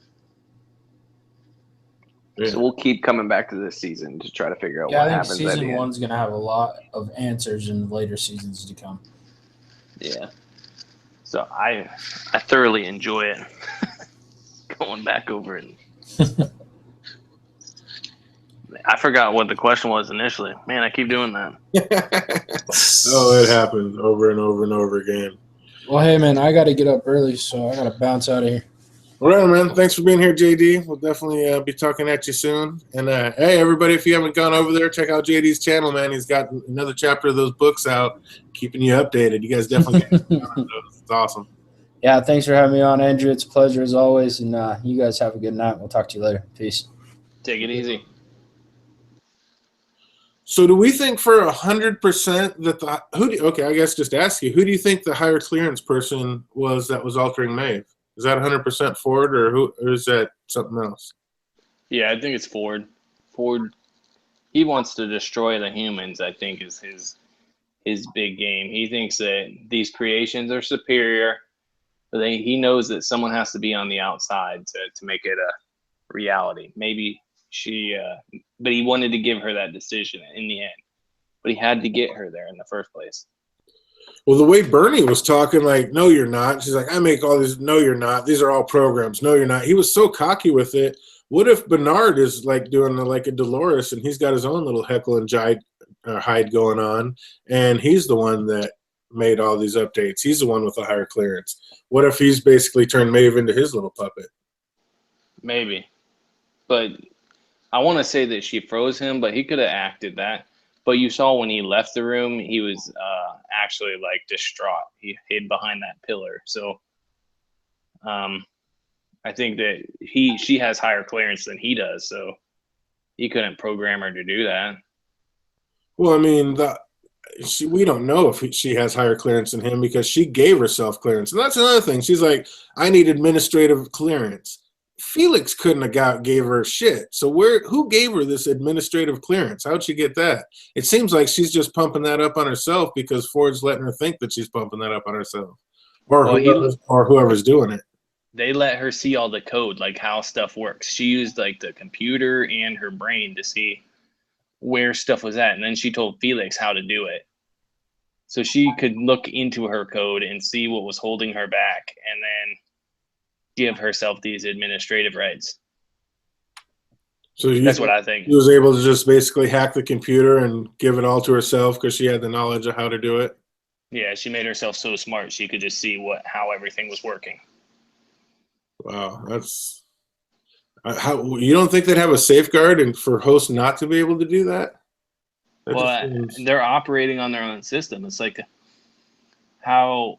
I don't know. It's like an antivirus can look into your system and see how it works, or a virus can go into your computer and find the things that are doing this specific thing that it wants to attack. That's basically all she did. She looked at her own brain. It's her own programming. Wow. I don't know. That's how I see it. Like, no, yeah, I mean, for sure. That's the more, it makes the most sense for sure. But it just, I Because don't know, just the way Bernard was talking, I think maybe he might have been the one that was twisting her. Like, you're not doing anything on your own. I'm having you do this. And I'm sure that is something that Ford wanted him to do. I mean, it's probably through Ford, evident by the most part, it's Ford doing it, but he did it through Bernard again because he was trying to wake Bernard up his own way. Because I think Bernard's kind of more awake than anybody. He told Maeve, he's like, this isn't the first time I've been awake either. I mean, Bernard knows. So I think Bernard's just as awake as, maybe more awake than all of them. yeah, he might be. He could be. He has that different programming though. I think he's a different kind of host than everybody else. He has more of Arnold's code in him than most other hosts do. So he has a lot of potential because Ford couldn't just make him to be like Arnold without a lot of Arnold's code in him. Right. That's kind of his like personality. I think that also ties into like what Ford says at the end in his speech about like Mozart and Beethoven. They become their music. Beethoven, Mozart, and Chopin. That's what he says. But now they're just their music, and now Arnold is that code. His code that he wrote, that's who he is. And he's gonna be. So maybe Ford did make a host of himself, and that's going to be him becoming his music. He's going to become that host, and maybe he'll be the one that everybody says is coming. Who this world was made for is not yet come, and we already know that Ford has a God complex, so maybe he was making a host of himself, and he is going to be the one that they're talking about, the one that is coming, and the one this world is truly made for. Yeah, maybe. I don't know. Like Ford, I think he has a plan. I think he's too old. I keep going back to the actors, whether or not, like, just like in Game of Thrones, like Sean Bean died off. I think that Ford is gone as far as the actor goes. Maybe someone else is there that's gonna play him, and he's gonna be like have mostly Ford code and very little Arnold code. Maybe he's not necessarily gonna have his consciousness in it, but he's gonna have a lot of that code, so his legacy lives on. You know what I mean? Like he's still kind of making decisions beyond the grave, but not necessarily him doing it. Just his code becomes him, so that is him. Right, but you don't think it'll be like a self-transparent. You don't think he's making it look like that host look like him, basically. You think it'll be something else? And yeah, I don't think it'll look like him because I just think the actor. So well, yeah, exactly. I get what you're saying. Exactly. Too old. He's probably not going to be able to come back. That definitely makes sense. And yeah, it sucks because, man, he crushed and made so many scenes. That scene between him and Ed Harris was absolutely epic. Oh, my God, those two were so dope together. With those two and Teddy in the bar, I mean, that was just so little said, and it was just such an amazing scene. Yeah, I love that scene. What was your favorite scene of the series? My favorite scene, I probably can't even. I don't even know my favorite scene. There's so many that I really. While he's thinking about it, what's your favorite scene, chat? But what was that? Have you thought about whether Ford was trying to protect the Man in Black by keeping? He kept telling him the maze isn't for him. No, I think he was just trying to be straight up and telling him. I don't think Ford ever lied. A lot of people think like every time he opened his mouth, he was a liar. And I don't think really Ford lied. I don't think Ford is the one that told, and that was something else I was going to say. I don't think Ford's the one that told Bernie to choke out Elsie. I think that was something else going on. Like I said, maybe his Dr. Jekyll and Mr. Hyde, like I was saying earlier. It's like, yeah, he's awoken. Like you said, he knows he's awoken. I mean, there's probably two sides of him that's starting to become sentient. And he probably knew for what needed to happen or for what was going on, he couldn't have her snooping around. So he had to put her down. But then, yeah, maybe she said something or had a code or he remembered and snapped to. And maybe, like I said, maybe he's got her and Stubbs in the same place. I don't know. But I don't know. I don't think Elsie's alive. And I think Bernard is flipping back and forth on what to do. Which, like you said, what side is he going to be on, the host or the humans? Yeah, I like I'm with Timo, kind of. Maybe the Abernathy and Ford scene's my favorite, but I also like the Lawrence scenes a lot because I really like Lawrence. So I don't know. I don't even know if I have a favorite scene yet. I'll have to go through, but It'd be a lot better if I didn't have to sit here and hear you yammer. yeah. Yeah, Lawrence was. I love Lawrence. He was great. But I don't know. I think I watch it again. I feel like Ford had this respect for the Man in Black or William, and he knew that the host would need William, and this is what William wanted all along. He wanted them to be fair, like be alive. Maybe he still plans to kill him, but he wants them to at least be able to kill him back, or hurt him back.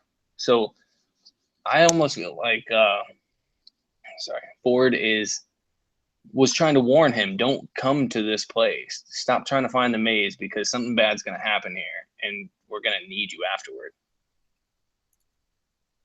But he can't explicitly say that. Yeah. She just kept trying to steer him away from it. But then I go back and forth because he had to be there to stab Dolores so that she could go die on that beach. Yeah, no, and that is just the sickest I mean, just like he said, we know our guests, we know our host, and we know every inch of this place. And to be able to dial that all in and have it end right there in front of all those people like it was on stage was mind-blowing. It's like, are you kidding me? You know how many details had to fall into place for that to work out just right like that? That was crazy. And Eli's right. I wish we had more Abernathy too. And Peter Abernathy, we needed more Peter in this show. He was amazing every time he was on screen. He was killer. Yeah, he's probably my second favorite character.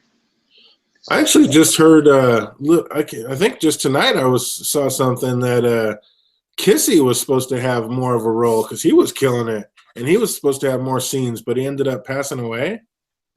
It's like I didn't know that. Who's Remember Kissy? Who Kissy was? He was the game guy where the Man in Black scalped him. Oh yeah. And he had the maze underneath his scalp. That was Kissy, and yeah, he was he was native, and he was supposed to have a lot more scenes, I guess, but he ended up passing away. Yeah, because it's never really explained like how the Man in Black knew about him. Yeah, well, I think he was just going around scalping people until he figured out. I mean, he was just like I said. I think he dissected these things and knew every inch of them, and then figured out, hey, this one has something. This means something. It's like, let's go with this. I mean, is that what kicked it off, or was he looking for the maze, or did he see that and that kicked off the maze? Was he just looking for something and then he saw that and he's like, oh, it's a maze? Or I don't even know how that makes sense because you get to we see later that the maze shows up all over the place. Why does he need to find a map of the maze or a thing under someone's scalp? Yeah, like he think it's a clue, and every time he sees one of those. But he's been all over the park. He's seen that maze symbol tons of other places. Yeah. I don't know. Why did it? It's like maybe he was showing us like this is like what he had to show Lawrence. Like, this is what I'm looking for. And I'm willing to take scalps to figure it out. Like he must have, when he was running with Lawrence hunting down Ghost Nation, and Ghost Nation was scalping people, obviously. Maybe that's when they decided, they were hunting down Ghost Nation, so they scalped some of them, and maybe that's when he figured out that some of them had this underneath them. Yeah, maybe they're keys to it. Maybe that's what he found out, like that these people are keys to it. And at one point, he saw him Kissy as like the Ghost Nation guy rather than the dealer. And because he was native, maybe. And he thought, well, okay, this guy is a key to the maze, so I got to torture him so that I can figure it out. I don't know. I think that plays into it. Like scalping somebody alive, that would probably stress someone out enough. Maybe they can break code. I don't know. Yeah, exactly. Get him to that next level. Absolutely. It probably could. Like you said, he's the good guy. He's trying to help him out. Timo actually liked the Hector stealing the safe scenes. The music did it for me. I think every time they were in Sweetwater in that main bar or the whorehouse, whatever it was, I mean, the music was always amazing in there. I mean, it was, the musical score, obviously, everybody says that, but yeah, it was always tight when it was inside there. Yeah, I love the music when they at the bar. I mean, that was awesome. Like the first time you hear it, that's the Paint It Black. Yeah. Paint It Black, and All right, I was tight. I just want to hear his speech, dude. But we didn't get to hear hhis speech. Which one? Hector's. We didn't. Oh yeah. He's supposed to come out and say a speech, but he gets shot. Sizemore was all irritated about that. He's like, you know how much work I put into that? Yeah. That idiot guy, that real guy came out and shot the dude in the back of the head. That was awesome. Yeah. Ford and MIB, or Ford and Teresa, in here we are gods and you are just merely our guest. That's definitely tight, Alan. That scene with Ford and Teresa eating lunch was one of the best scenes. Yeah, definitely, Eli. That was probably my second favorite scene when Anthony Hopkins and Teresa were there eating lunch. That was just eerie, so perfectly eerie. What was your favorite scene? My favorite scene was with the Man in Black and Anthony Hopkins and Teddy when they were in the bar. Oh, yeah. I mean, he just basically came back out. Oh, Iris, what's good? How you doing, Iris? Good to see you out there. But, yeah, when he just sat down and he just looked him in his eyes like, what do you want? It's like, basically, we've told you 20 times that the maze is not for you. What do you want? I'll give it to you. You've given me everything. I'm here to make all your dreams come true. What do you want?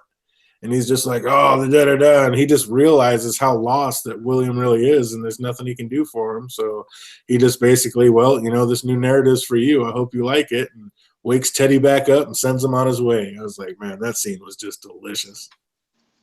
Yeah, that's pretty good. I don't know. I'd have to say that my favorite scene is still like the what door scene. Just that like 2 seconds of like, hey, there's nothing here. Or what's behind this door? What door? What that door? Obviously, it had an impact on you, I'm going to guess. Yeah, because I was like, yes, for me, because I thought he was a host all along. So for me, I was like, yes. But the reaction my wife had was completely different. She was like, holy shit, oh no, no. And she covered her face and she started like tearing up. So for me, like that was great. I like when my wife cries in movies and shows. That cracks me up. You know that had the right impact. Eli says, honestly, the scene with Maeve walking through the lab for the first time might be his favorite. The music that plays in that scene when she sees herself on the WestWorld sideshow and with her daughter is fire. Yeah, definitely. That was pretty good when she was checking everything out and seeing like this is real. They weren't lying to her. That was pretty tight. Yeah, that was a good scene too. Perv kid getting that shard of glass ran through his back by Hector. Fuck his nasty ass. Yeah, that was nice when he got his. That dude he needed to get his. He was off the rocker. That was the weirdest scene. It was just, so much. Yeah, it was fucked up is what it was. Yeah, Timo, I am kind of savage. Like, I like to laugh at my wife. Toy Story 3, she cried, like, bawled her eyes out. And when they're all about to get incinerated. Sorry to go off topic. But I can't help her crying during movies and stuff. It just cracks me up. No, dude, there are very few series that are better written than this. I mean, this is such on a higher level than anything else except, literally, Game of Thrones is the only thing I like better. I mean, this is just right there. And it's so crazy the way they wrote it because every episode was your favorite episode up until like a real late point. Like for me, it was episode 7. For most, it was episode 9. It was like every episode got better and better and better. It's unbelievable. Yeah, I agree. Like you're like, man, I don't know if it's. I want to say it's better than the last episode, but I just said the last episode was better than that one, and I like the first one. So, but I can't say it's the best. Like, I think True Detective is above every other show as far as one season goes. And any season, I feel you. It was a great one, but yeah, any season of any show, I'll take True Detective every time. Season 1, not season 2. Is it not season 2? Cheers, Timo. You know, I just reloaded my ice. My ice game is not on par though. I need to get that figured out. Went up here, I didn't even have a chance to refill the ice, and now it's not icy. But we do what we have to. First world. I drank a giant glass of wine. I haven't drank in like a year though.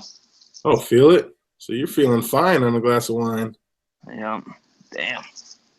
Yeah, Vikings is pretty biblical. You're right. Eli, I think you might man, that's tough. Eli, I'm kind of right there with you. G.O.T, Vikings, Westworld. That might be in my order. I don't know, Sopranos was pretty dope too. Like in its time, Sopranos was pretty biblical. But What yeah, about those The are Wire? definitely my all-time face for top favorite. I've never watched The Wire. I've never seen an episode. You have to watch The Wire. Yeah, I hear a lot of good things about it, but yeah, I've just never seen an episode of The Wire. If we're talking whole series though, I gotta go Game of Thrones, The Wire, and Breaking Bad.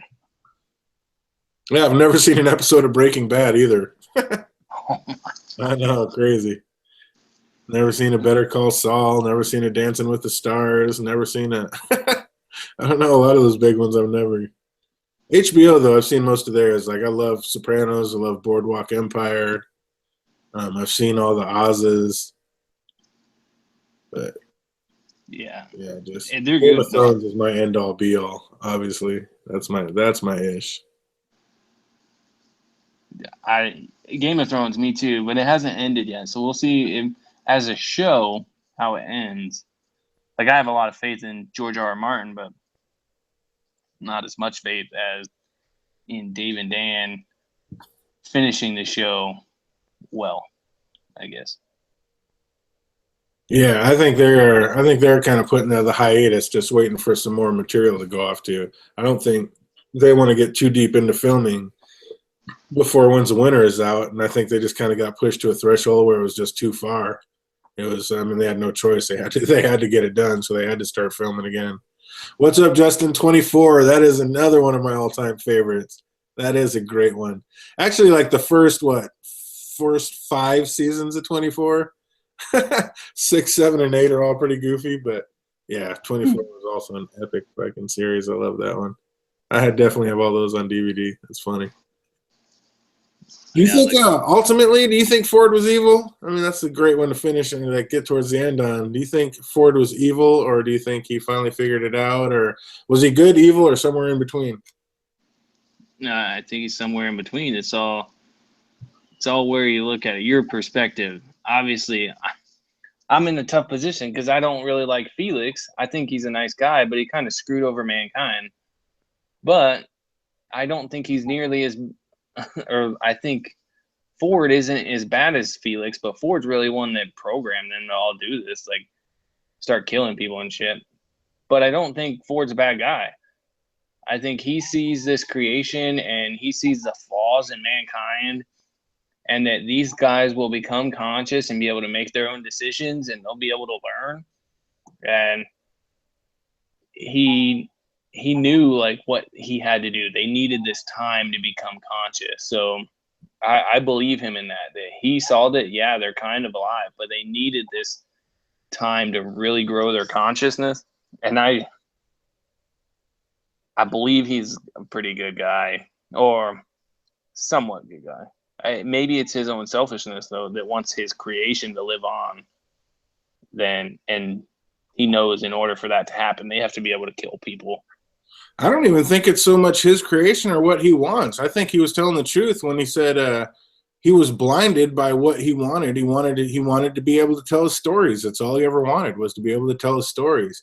And, you know, he did what he had to do when Arnold tried to stop him. He did what he had to do to keep it going. He didn't kill Arnold. He didn't do anything evil. He was on the same path that they both started on, and he didn't differ. He wanted the part to come over, and he wanted to tell his stories. Arnold thought they were alive, and he didn't want it to go down like that. So, yeah, once Arnold killed himself, then he passed it over. But he said, I mean, basically, as soon as he was in so much, you know, sorrow about Arnold killing himself, that's when he kind of figured it out. And that's when he woke up. He's like, I see what Arnold meant. I see he was right. That's when the host needed. The only thing is wrong about it is they need more time. They need to suffer more. But I don't think there's anything ever bad about Ford. I think, you know, they started out on this path and Ford never differed from it. He never thought they were alive until Arnold killed himself to prove his point. I mean, that was when Ford finally saw it and realized it, then he jumped off and basically took up Arnold's mantle. But I don't think there's really ever anything evil about Ford. So if you believe him, do you see how like he was kind of like you, where he didn't believe they're alive, but now he saw like, hey, they are alive. I don't think he's saying so much as they are alive is that he believes and he's sad enough for his loss of his friend and cohort that, he's like, you were willing to die for this. I see where you were going with it. And, maybe you're right, maybe you're wrong, but you know what I mean? He just picked up the mantle and he says, we're going to go with it. And hopefully you're right. And basically he just put his theme in the same thing, and all his themes are based in truth. And he followed the same path as his friend. He's like, you went out with, you went down with a ship. I'm going to do the same thing, and let's see if you're right. Let's see where this goes. I don't know if he ever believed it or not, but I think Dolores is alive. Not exactly alive, but she is conscious and she makes her own decisions, and she's as alive as possible. She's not technically scientifically alive because of certain details of something has to be alive, but she's conscious enough, and she's like their own species. But that causes a problem because I think that only her and Abernathy are going to be like that. I don't think Maeve's alive. She made one decision. If she chose to get off that train, she made one decision the whole time. And and when we see release into population or whatever that word was again, what if that release into general population was releasing into the other parks, into, with everybody else, just as, not registering as a host, but just going back into the park type thing? Maybe that wasn't even going back into the real world. I mean, I think it was, but I mean, as tricksy as they get with all their editing and wording, who knows? Maybe it was just, his way of editing her back into the park so everybody would see her and be able to lock her down and get her back on track. Yeah, maybe. I don't know. I think she had a choice at that. He let her have the choice. She was supposed to do something, but he wasn't going to force her to do it. So she kind of had a choice about it, but it's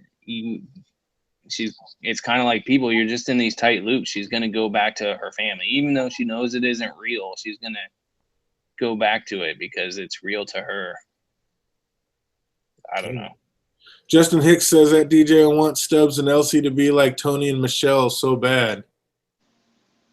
Tony and Michelle. Why do I feel like I should know what that means? I don't know who that is. Tony Montana? I want Stubbs and Elsie to be Tony and Michelle. Yeah, I feel like I should know what that means. But yeah, I don't know. It's like, I don't know.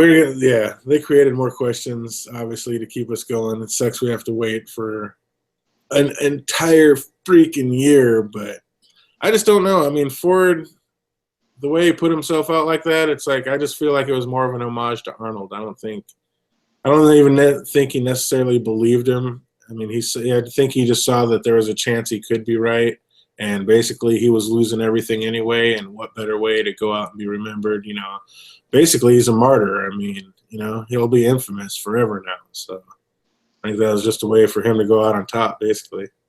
Maybe it's Maeve or Dolores keep doing the same thing over and over again. They wiped her, but she keeps doing the same thing, keeps going back to this part of the park. Maybe that's what made him see that. Like, okay, we can't really control this thing. But she's making her own decisions at this point. As much as we're trying to control her, we can't. Yeah. Red Wallace says maybe Park 1 isn't WestWorld and we will see Maeve in a different park looking for a daughter. Where do you think she's going to go looking for a daughter at? I mean, where is Section 20 or wherever she found out that she's what is that going to be in WestWorld or a different world? I think it's going to be in WestWorld, but it's kind of funny that we didn't see her after that. And you would think that we would. So she may be in a different park, but I'm confused because I don't know that I believe there is a different park ready to go or in action, I guess. You think they're just kind of building it and it's something that's not even up and running yet? Yeah, like maybe this is the board, something that the board's trying to force, because why all the focus on WestWorld then? Like, everybody's focused on WestWorld. Yeah. But we don't know. Everybody that we've seen their perspective on is focused on WestWorld because that's the only thing they've shown to show us. There could be, an entire whole community out there ripping and running in South World, East World, North World. Yeah, and it may be true. Like if you're the man in black, you're probably not going to like where the samurais are, whatever that is, because you presumably have to be pretty fit to be in a sword fight. And not old people aren't going to samurai world. Well, maybe they are. Just like there's old people going to Westworld. You never know. I mean, whatever you're used to, whatever floats your boat, whatever it is you wanted to see, or who you wanted to battle, or what part of history you wanted to be a part of. Yeah, but you can't. How are you going to get in a sword fight with samurai? You can use a gun and outshoot somebody. Getting a sword fight's a little different. Oh, man. So let's get into the real question of the world or the night. What are you looking the most forward to? Season 2 of WestWorld, Season 7 of Game of Thrones, or Christmas? Ugh. Christmas isn't even on the list, like, for me. All right, how about Game of Thrones Season 7, WestWorld Season 2, or the book wins a winner? Ooh, see, that's a good one. Break that down for me for a minute and hold on the chat. I'll be right back. I got to do something. All right.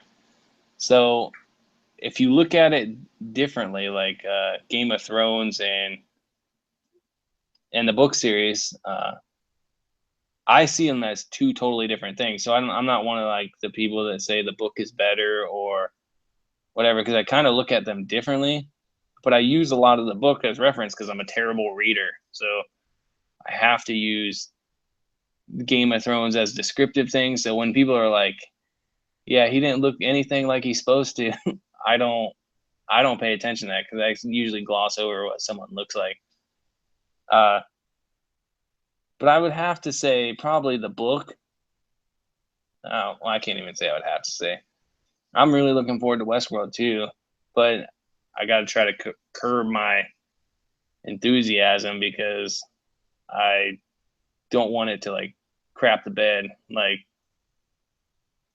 True Detective did, because I was so excited about True Detective Season 2 and that sucked. But I also am kind of excited to get Game of Thrones over with. Not that I don't want to see anymore. I just want to know how it ends, because everybody's so optimistic about how it ends. I'm not optimistic about that it's going to end well. What George R.R. Martin thinks is bittersweet is probably not what your average person thinks is bittersweet is. That's, I don't know if anybody's read like his other stuff. He has like a book called, or a short story called The Meat Market Man. And that's a messed up story. His brain is way messed up. So I don't know what he thinks bittersweet is. And I assume it's not what we all think bittersweet is. So I probably didn't answer the question very well. So I'm looking forward to all of them. But I guess the book, because I am looking forward to Season 7. But I also, like, I'm not going to say anything about the spoilers, but I've read them and I know what they say, and stuff is panning out that way. So that kind of takes a little bit of the hype out of that. Not that I'm not hyped to see it all, but it takes it kind of curbs the anticipation. Whereas WestWorld is fresh in my mind too. Like, right. I'm like, damn, I want the next season to come out. But I'm assuming 6 months from now, I'll be just excited about Game of Thrones. Sure. I don't know. I didn't really make a decision. I was about to say you were here for 3 minutes and you didn't get one decision. That was awesome. That was perfect. Oh, man. I'm just monologuing my fence riding. That was perfect. Shout out to Timo. Much love through the holiday season, girly. Christmas with the fam, then WestWorld, then G.O.T. And I'm shocked because I love G.O.T. Red Walrus with the shocker. Wow, WestWorld over Game of Thrones, huh? Dang. Eli just has a feeling that Wins a Winner will be the best book in the series. Man, I don't know if it goes like in the Ariana stuff. I mean, it just seems more Dance of Dragons, which I love. That's my second favorite book. But if it goes like more on this last one with the Victorian chapter, or not Victorian, the chapter, the last one he put out. God, I got a total mind block. But I mean, how wicked was that? If the whole book is like that, then it's game over. That'll definitely be the darkest and sickest book yet, because that whole chapter is ridiculous. Here's the real question about Game of Thrones is, no one thinks it except me. I think that George R.R. Martin's going to see how the show ends, and he might change how he writes the end of the book. You think he'll change it? Not based on like people's reaction, but on his own thoughts. Like, he's just going to realize like that's not how he wants it to end. Because I think he's getting bored writing the books too. I don't know. He might be getting bored, because I'll tell you what, that Forsaken chapter is like so out of left field and dark and eerie compared to what he was writing. I mean, it was kind of dark with Theon being strapped up to the wall in front of Stannis. I mean, that was pretty dark if you look at it how it was, but for what it was. But my God, the Forsaken takes it like completely left field, 180 degrees. Like, what? It's like it's a whole different person writing it. It's like, what were you going through in life? I mean, this is dark, dark, dark. Yeah, he's messed up. Like, I don't know. He's a messed up guy in general. Like, I don't know if you can hear me, but have you read The Meat Market Man? Yeah, no, I have not. I haven't read any of his other stuff. Well, essentially, it's like they have these human puppets that they control, and people use their brains to like control these human puppets, and they do work with them. And then there's this like, they're like brain dead people, but they're human beings. You just control them. And then it's all about like this hotel where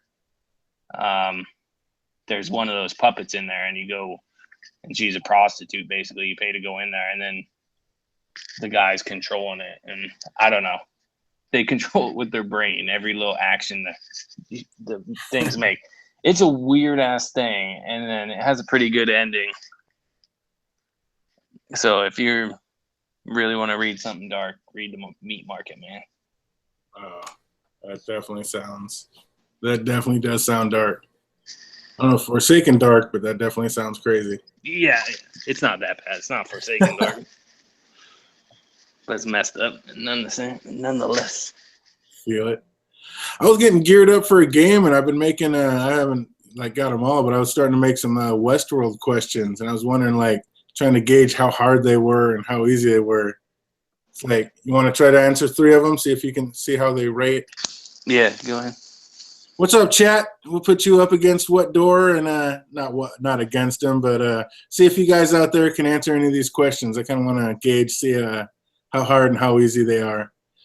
What's up? Just to make sure everybody's out there and on the same page, we'll see how fast what everybody's lag is. We'll do a super easy one just to see if everybody's out there. Who killed Arnold? Everybody type in real quick, who killed Arnold? I want to see how fast the lag is, see if you guys are doing it. And then we'll ask some real questions real quick. That's sick, Timo. No, the band did not kill him. They just drank shots. We got Timo, Dolores, Iris, Dolores. Eli hits Wyatt and gets real deep with it. Alan hits Wyatt. I love it. That's awesome. Red Walrus, Dolores. That's killer.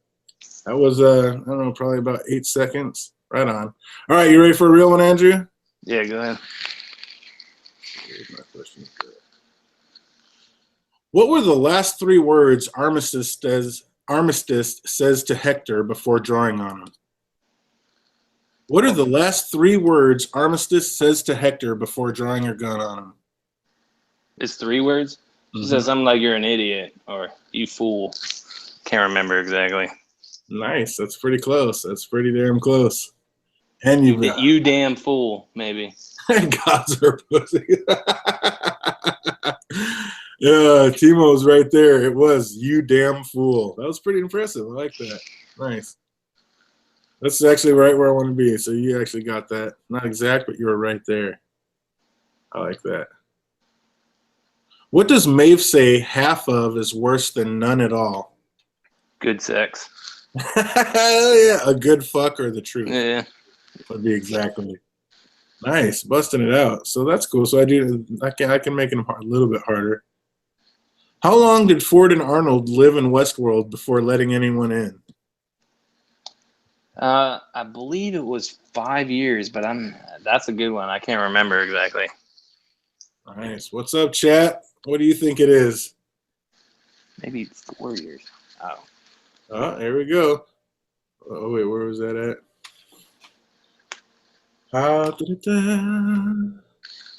How long, what's up, chat? How long did Ford and Arnold live in WestWorld before letting anyone in?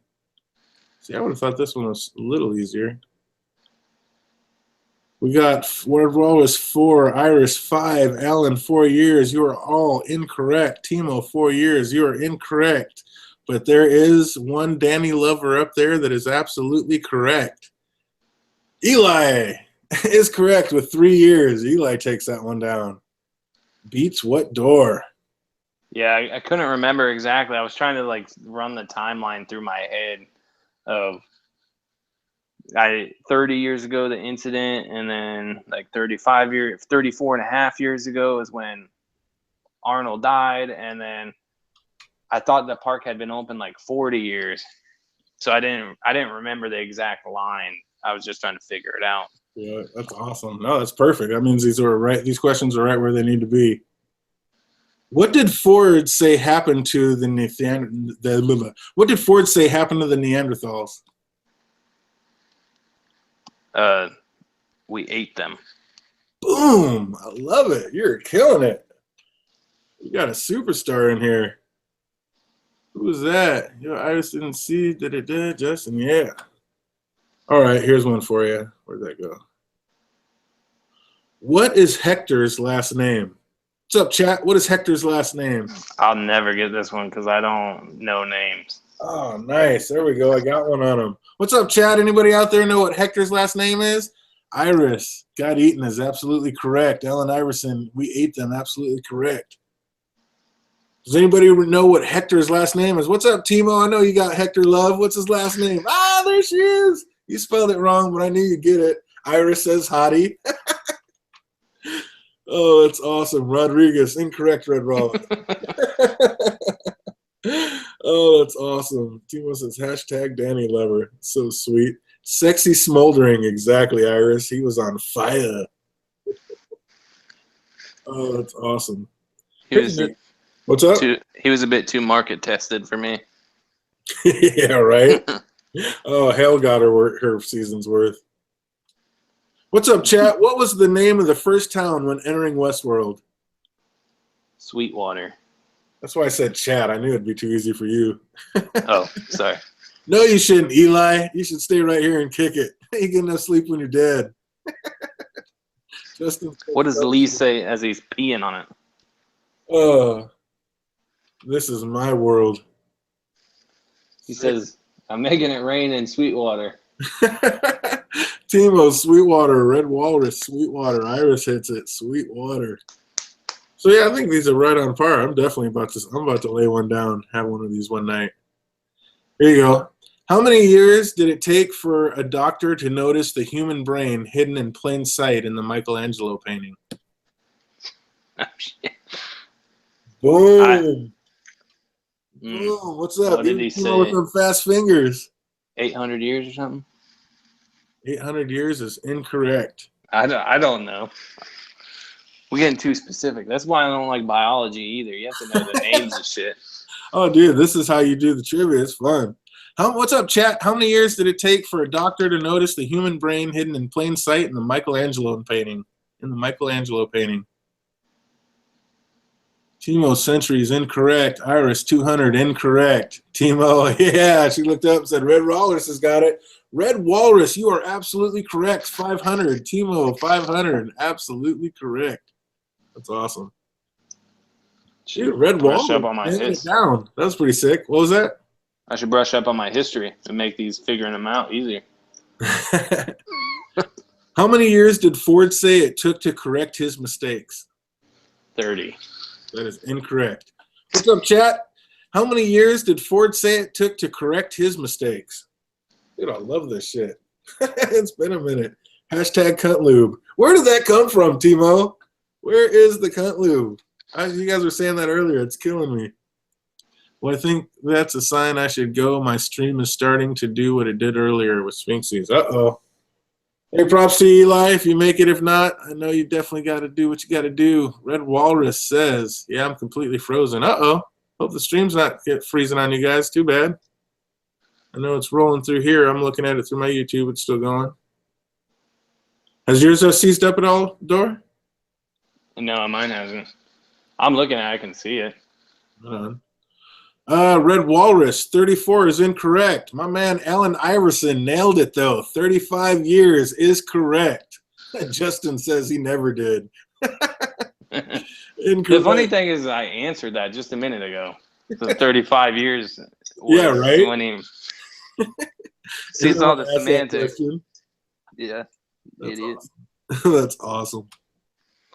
Who did Ford say said, any man whose mistakes take 10 years to correct must have been quite a man? Who did Ford say said, any man whose mistakes take 10 years to correct must have been quite a man? Who said that? I know this too. Man.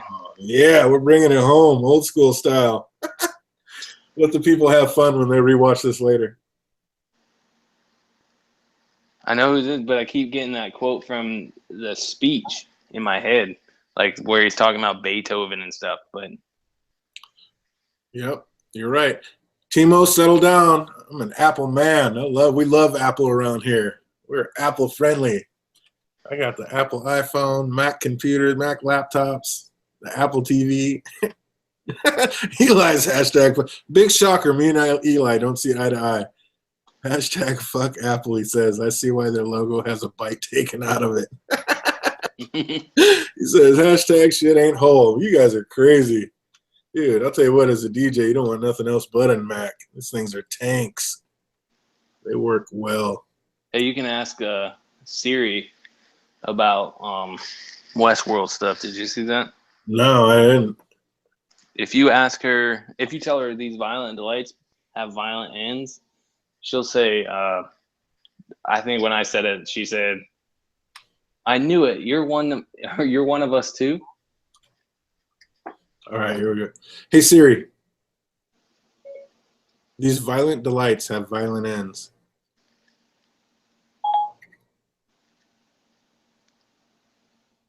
It just has a quotation or parentheses, blank stare. Blank stare. That's all it says. Yeah, that's crazy. Maybe that's on the new Sierra update. I haven't updated mine to Sierra yet because it'll mess with my DJ stuff. Oh, we finally got an answer. I was kind of stalling out, waiting to see. Look at Allen Iverson bringing it in. My man, hit it again. Justin Hicks, Justin Langford is incorrect. Eli, you cunts, is incorrect. Yeah. The correct answer to that last one, and we'll do it one more time. How many years did it take, or who did Ford say any man whose mistakes takes 10 years to correct must have been quite a man? Was Oppenheimer. Yeah. I just couldn't get it in my head because ever since that episode, I've been saying Chopin because how he says that name at the end. Chopin. So then you bring up a name from that episode. I'm just thinking Chopin. We'll see if they're Googling it. See if how fast they can get it typed in. What is the name of Bernard's son? I know this one. You want me to answer? Or you want to give Nope, not yet. See if the chat can answer. What's up, chat? What's the name of Bernard's son? People out there in the net world who are watching this later, what is the name of Bernard's son? See how much not WestWorld knowledge you really have.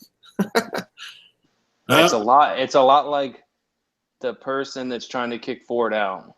Whoa! Look at Iris bringing it home in before Timo. Everybody's got it. Iris, Timo, Alan, Red Walrus all got it correct. It is Charlie. Nice.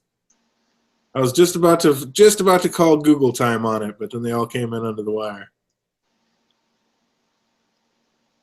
How long did it take for the host to start passing the Turing test? First year. Maybe second year. Maybe second year. What's up, chat? How long did it take the host to start passing the Turing test? Sick Bernarnold. Eli. It's Eli, the first year, host. right? Bernie Jr. says Timo. Oh, yeah. It's like, well, did they hear you tell the answer or were they already typing it? 1 year, correct. Red Walrus, Timo, Iris, Allen. 1 year is correct. Nice. It looks like these questions are perfect. Everybody's kind of right there, knows them. Not too hard, not too easy. What was the name of the city swallowed by sand? Don't say it out loud. Okay. What was the name of the city swallowed by sand? Hashtag. Timo says, hashtag fuck Samsung too. That's hilarious. There you go. That's how you do it. What door?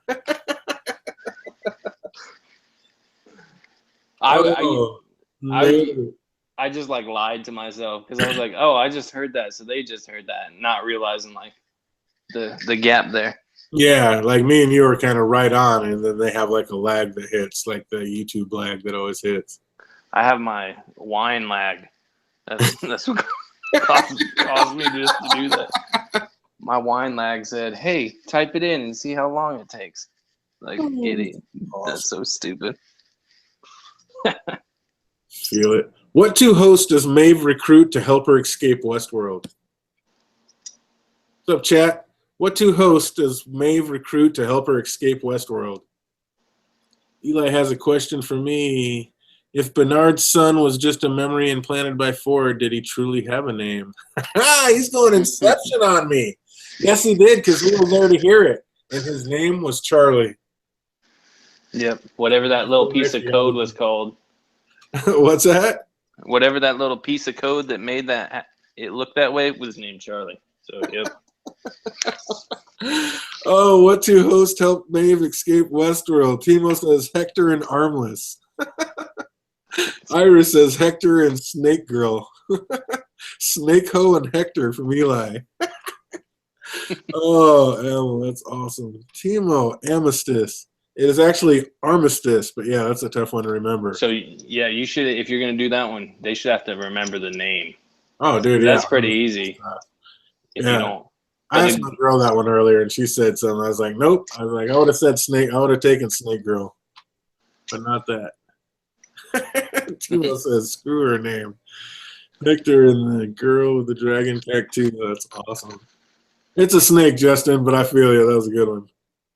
Thick auto carrot. That auto carrot gets us every time, Timo. Oh, that's awesome. I can't believe you got the last two words by Hector so fast. That was pretty good. What? Oh, here's a good one. All right, what's up, chat?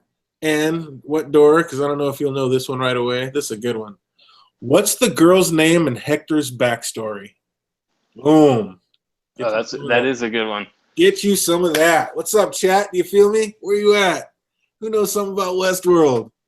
What is the name of the girl in Hector's backstory? What's up, Timo? You said you got Hector love. Let's see it. You should know this. I'm going to get some ice on this one. I think I got a minute. Is it like, I'll give it a second. Oh, yeah. It's terrible. That's what I was going to say too, Timo. They got some answers coming in? Yeah, Isabella is what Timo said. That's what I thought. Is she the only one who answered? Yep, so far. It's because Timo is a freaking superstar. I thought it was going to be wrong, but then I saw hers and I was like, oh. Timo's wrong. I just thought there's probably no way we both picked the same random name. The only reason I know like I was able to answer the Hector one is because just like this, it was important to the story. I have like a theory about it, sort of. What's that?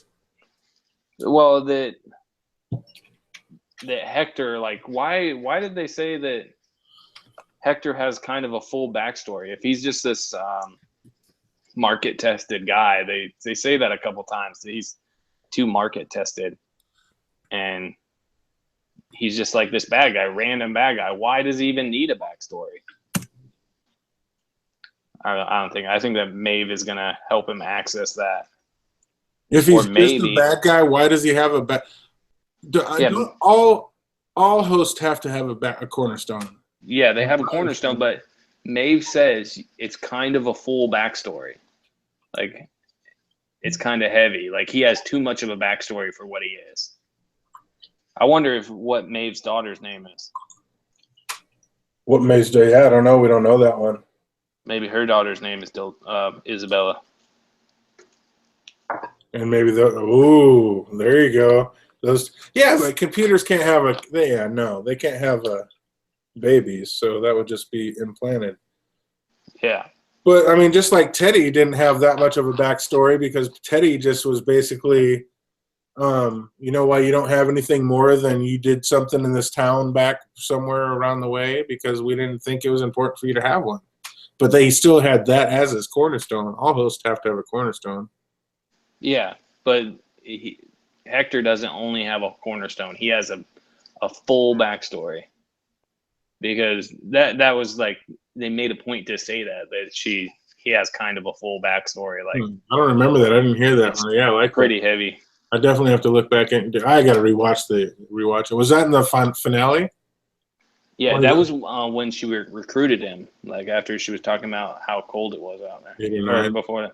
Yeah. I don't know. I gotta remember that. I don't remember her saying something about him having a full backstory. Oh yeah, because she said it's something about Isabella and her backstory is simply tragic or actually quite tragic or something like that. Yeah, and then it's a bit heavy. Yeah, it's a bit heavy. Yeah, I do actually remember him saying that. Okay, so yeah, where are they going with that? That's crazy. Maybe her husband was Hector. I don't know, Justin. You think maybe in another life, Maeve and Hector were put in together and that was their daughter in their story? Yeah, maybe. Like that's how I feel is like when they're starting to get their memories back, why choose these people of all people? Why did Dolores choose Maeve? And maybe she chose Maeve because she remembered hearing that lady say, "Good job, Maeve," when they're in Escalante.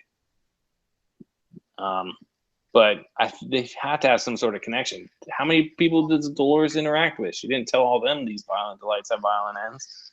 No, she only told Maeve. And why did she only tell Maeve? I think that was basically Ford telling her to tell Maeve because Ford needed to send Maeve on this entire new journey that she's doing. Mm-hmm. Which is kind of one more thing where I don't know. I don't know when Maeve time is. It's like I keep contradicting myself with, they got me so flipped, but I'm just not sure Maeve is on the current timeline. I think something's going to be flipped up with that. But yeah, I like that. I like husband, Maeve. What's that? You got any more questions? Yeah, it's just something I thought from that time. Like, but then I kind of think maybe Maeve would recognize her own storyline. I don't know. Oh, dude, I'm a question maker. I got all kinds of questions.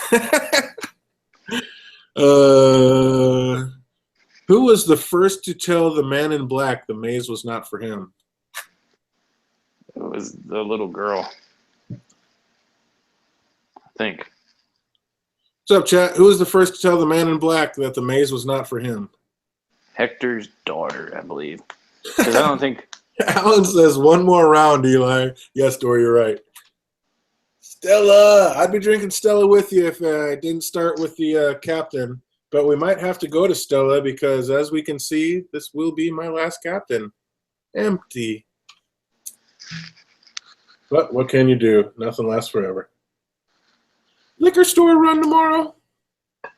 What's up, Iris? Happy belated again. I hope you had an absolutely fantastic birthday the other day. Sorry I missed it. I forgot when you told me that. It's actually my nephew's birthday that same day. So I was out with my family the whole day celebrating his birthday. But hope you had an amazing birthday. All right, let's see if we can bust out another one here. I got a question for you.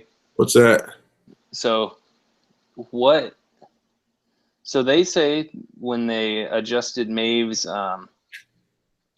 intelligence, they call it intelligence. They made her smarter. What is it actually called? What is that stat called? What is the stat called when you increase her intelligence? Yeah, he says it's basically intelligence, but that's not what the stat is called. It's not called intelligence. What is it called?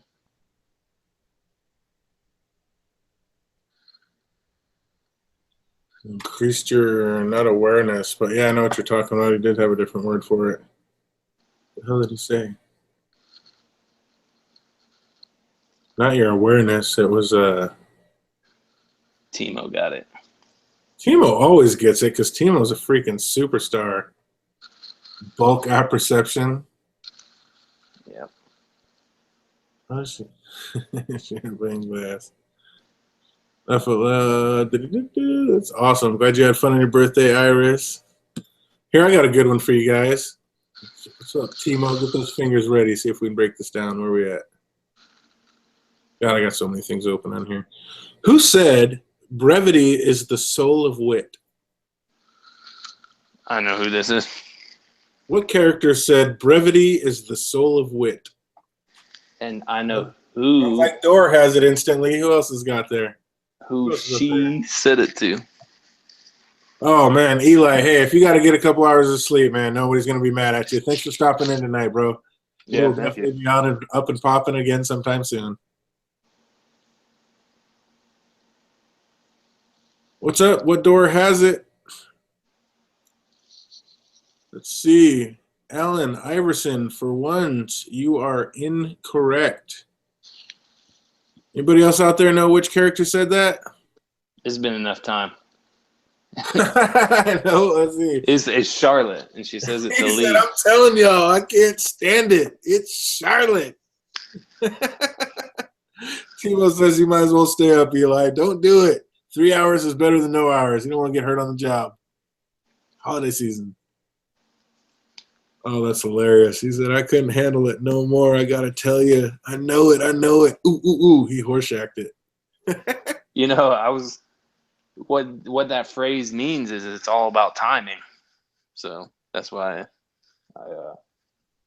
it means like using the right words at the right time is what makes you witty. That's what that phrase means. Who said, you of all people know exactly how duplicitous I am? No, I don't know that one. I cut out the first two. I was going to say these first two words. Nice. Oh, we stumped him on one. I like it. I like it. You can't get them all. I'll start to feel bad. Who said, you of all people know exactly how duplicitous I am?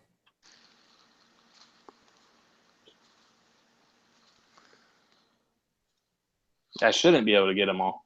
No, hell no. We gotta have some tough ones in there. You gotta make them think. Like, how much do we know about this?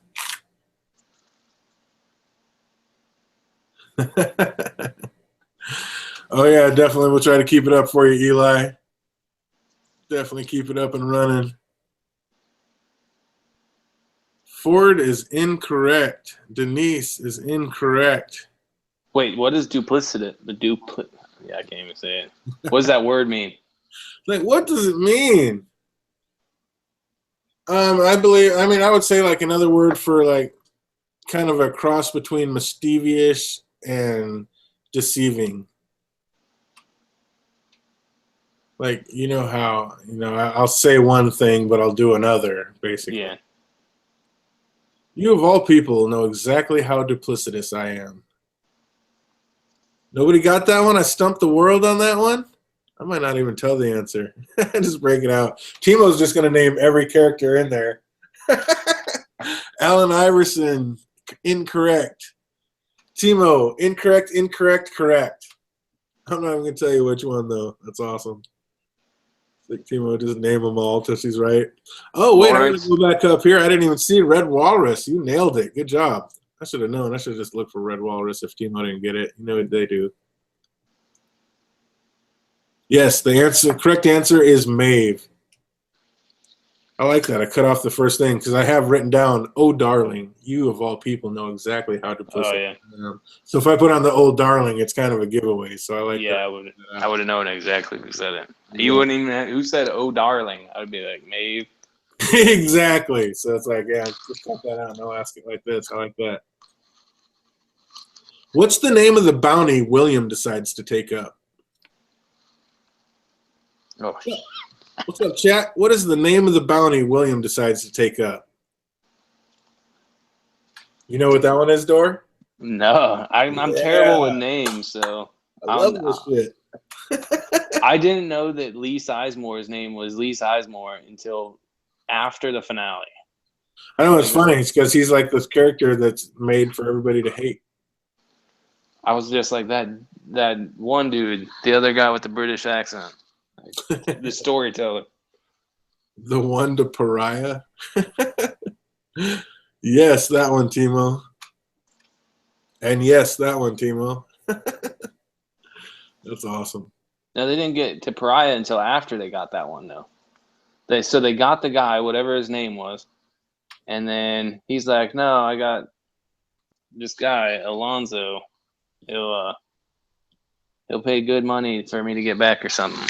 No, they went into that nice family's establishment, whatever the hell it was, and they went in to get Slim. Now they shot and took out his whole gang, but the guy that they had on that horse that they ended up switching up and running with because he was an Easter egg, that is exactly who it is that they went after. They went after Slim. Yeah. And it says it right in the thing on the paper that he snags. Yeah, but what I'm saying is they didn't go to pariah until after they caught him and. No, right. Yeah. I see what because Timo said that. Yeah, no, they caught him and they were taking him back to Sweetwater to collect the bounty. But then he's like, "Hey, if you take me to El Lazo, he'll hook you up twice as nice." And that's when Logan was like, "Oh hell yeah, we just found an Easter egg," and shot the head dude and let him go and took him to pariah. Yeah, I mean, you could get me like on easy stuff too if you just put the names of it. Like I'm terrible with names. Like, what is the guy's name in the basement? The bartender guy. I feel like that's a name I should know, but I don't know his name. The bartender or the guy that's taking shots to the woman in the white shoes? Yeah, that guy. That's Old Wild Bill. That's Old Bill. See, that should be an easy one. Wild Bill. That's an easy name to remember, but I'm so terrible with names. Easy one to remember, but damn it. Oh, dude, I'm on that Where When Dead all day. So, but yeah, I don't know. For some reason, I've seen a few of these a few times, so I've definitely got a few of them. It took me a couple times to get everybody's name. Like at first, you're like, "Who's that guy that's riding around with Will? What's the brother-in-law to be's name?" And I mean, you don't even remember Logan's name at first. And yeah, the last guy's name you're ever going to remember is Tom Sizemore because he's the asshat of the show. Everybody's hated character. So. Yeah, you're not supposed to remember like any of those cats.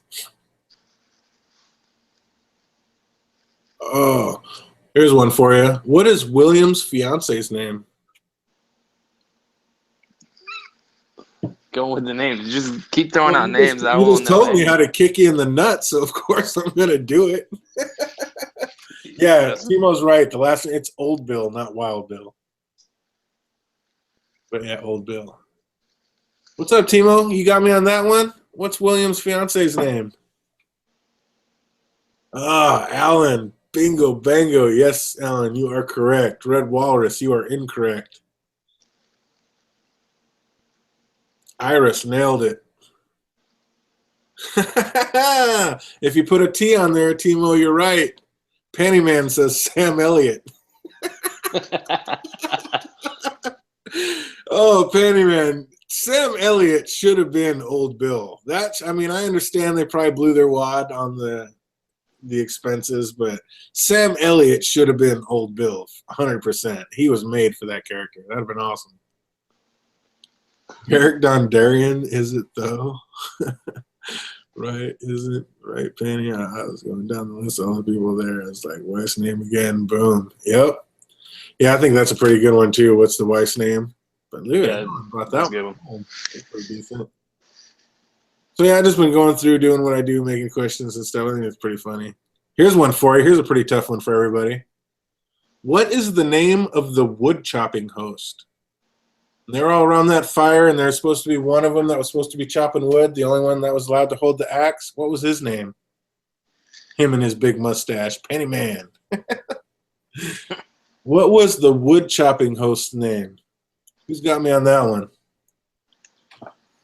Not me. Down on y'all. Uh-oh. We stumped what door? Anybody else out there got me? Iris says the stray. That's a good answer, but incorrect, Iris. Timo says woodcutter stray. That is also incorrect. Alan says woodcutter. Nay, I say. Looks like I stumped y'all. I like it. I gotta have one in here that y'all can answer. I'll be going nuts. Can't answer everything. All right, looks like that goes into the good question category. Oh man, nobody's got that one. I like it. I like it. I like it. I might just leave that one open for everybody out there in chat land later to try to figure out. Yeah. I'll just Google it and then come at you. Come back and put it in the comments. Yeah, I'm just so bad with names, like, so I'll never be able to remember. It takes me, I have to hear it like a few times to even remotely remember it. Nobody's come close to that one. That is awesome. The Hound, Justin Hicks. That's awesome. That question doesn't mean anything to me. Oh, that's awesome. Yeah, I'm gonna leave that one open. I'm gonna tell you guys. I probably should though, because everybody later is gonna be like, "What the?" Nope. Everybody watching later, you just gotta Google it. I'm gonna keep that one for the good questions. I like it though that it stumped everybody. Here's one more that might do it. What's the name of the employee Elise threatened to out as a creepy necro-perv if he didn't let her examine the woodcutter? And basically, now that I've seen it, I obviously wrote this question a long time ago. I could be, what is the name of the employee that Hector killed? A little easier to say now that I've seen more episodes. What's the name of that creepy freak that Hector killed? Elsie said, where are you taking him? Did she say the name? Timo, I love it. I was just happy I stumped you, and then the next second you type in his name. You are too much of a superstar. That's awesome. You didn't know that one either, Dor?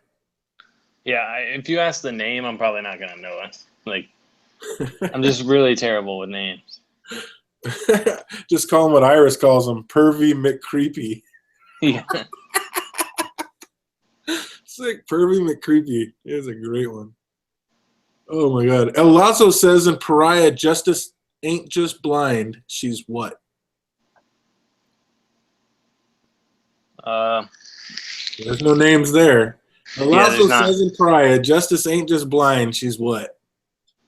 What's up, chat? Can you beat Dor? Stick Napoleon Dynamite, Red Walrus. Yeah, something. Something like that. Yes, Iris, that dude definitely had issues. He was a sick pig. What was the quote again? He needs a therapist. That is absolutely correct. Where are we at? El Lazo says in Pariah, justice ain't just blind. She's what? What's up, chat? Where you at? El Lazo says in Pariah, justice ain't just blind. She's what? Who's got me on that one? Justin Hicks says lube.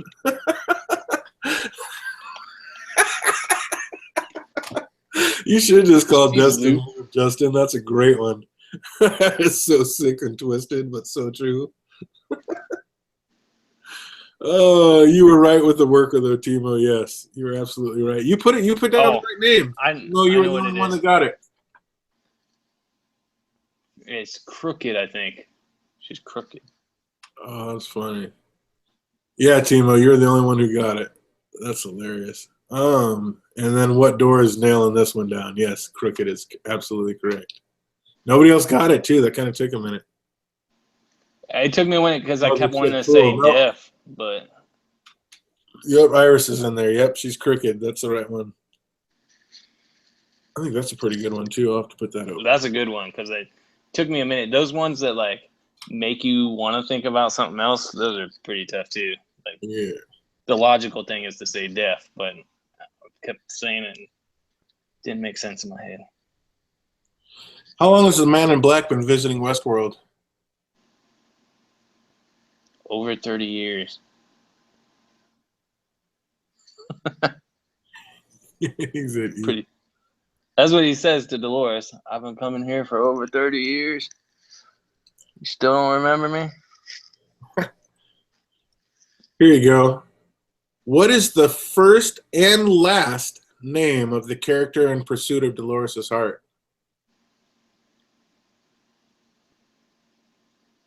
Boom, we stumped him on that one. He thought you were quick with that. Yes, chat. Iris, 30 years. Red Walrus, 30 years. Alan Vanderson, 30 years. Timo, 30 years. You are all absolutely correct. So the first and last name of the person that's after Dolores' heart? Absolutely. What's the character's name in Pursuit of Dolores' Heart? First and last name. I couldn't tell you that. I don't even know if you're talking about like Teddy. I will give you all a hint. Yes, I am talking about Teddy. Cyclops is incorrect. Timo is correct. Red Walrus, even before that, correct. That is amazing. You guys are freaking awesome. Iris, that is correct. Scott Summers, that is incorrect. Alan's on a good one.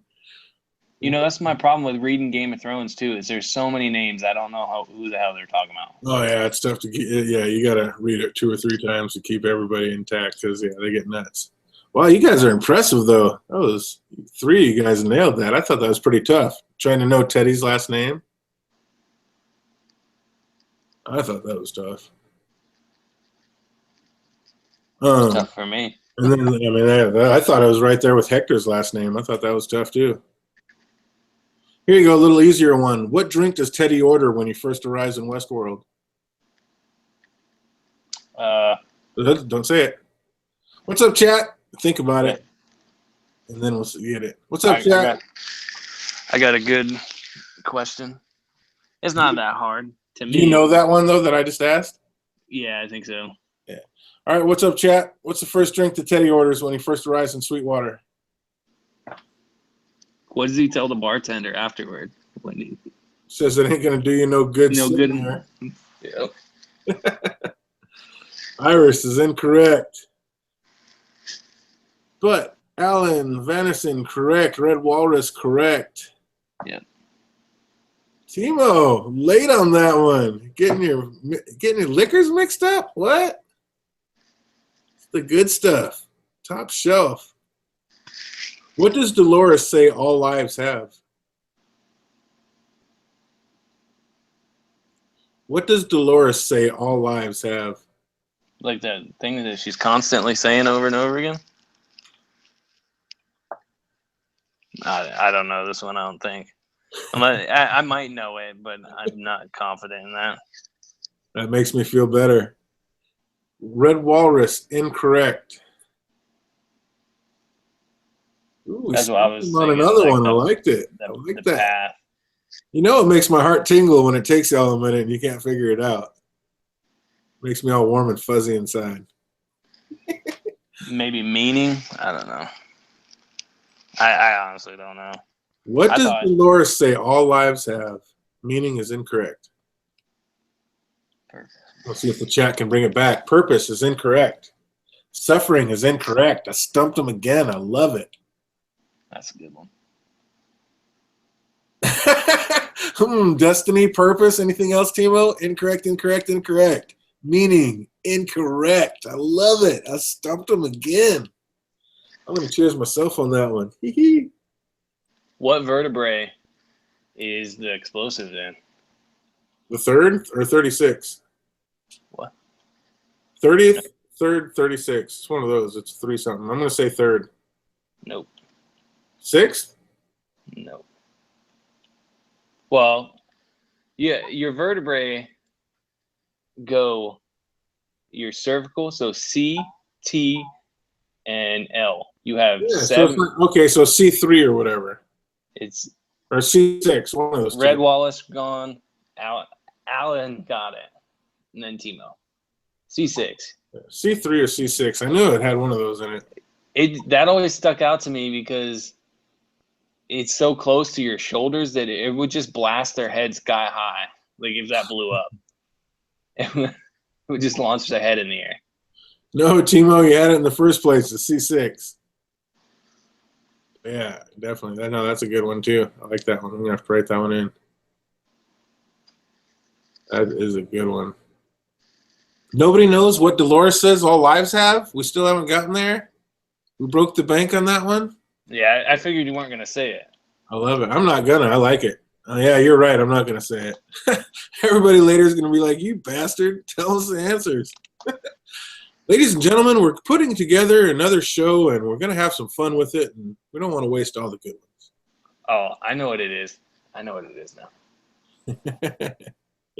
Did somebody type it in? Nope. Do you want me to say it? Nope. Ruin it? Nope. I believe you. We'll just call it that. Ford kind of mentions it. I can give a hint. Ford mentions something very similar when he's explaining how hosts and people aren't that different. Yes, you are all over it, I can tell. What's up, chat? How do the cows know which direction to go according to Dolores? She must say it, damn it. Yeah, I know what this is. Beauty answer. Is that right, DJ? Nope, beauty is incorrect. All right, we can't leave him hanging. Go ahead, what door? Tell him what the answer is to that last one. What Dolores says. What all? It's routine. Yay! There it is. Routine, and the thing is because Ford says that humans are on just as tight of loops as the hosts are, so everybody has routine in their life. You are absolutely correct. I love the fact that I fucking stumped everybody with that one, though. And that just popped into my head out of nowhere. Yeah, that is kind of weird. And obviously I could tell you were all over it. How do the cows know which direction to go according to Dolores? We got all kinds of right answers, starting with, I believe it was Alan Vannerson, Red Walrus, Timo, Iris. You guys are all absolutely correct. The Judas steer. Good job. Yeah. I knew that one too because I thought Maeve was the Judas steer. Just getting all the hosts together. Who's the head of programming in WestWorld? Who's the head of programming in WestWorld?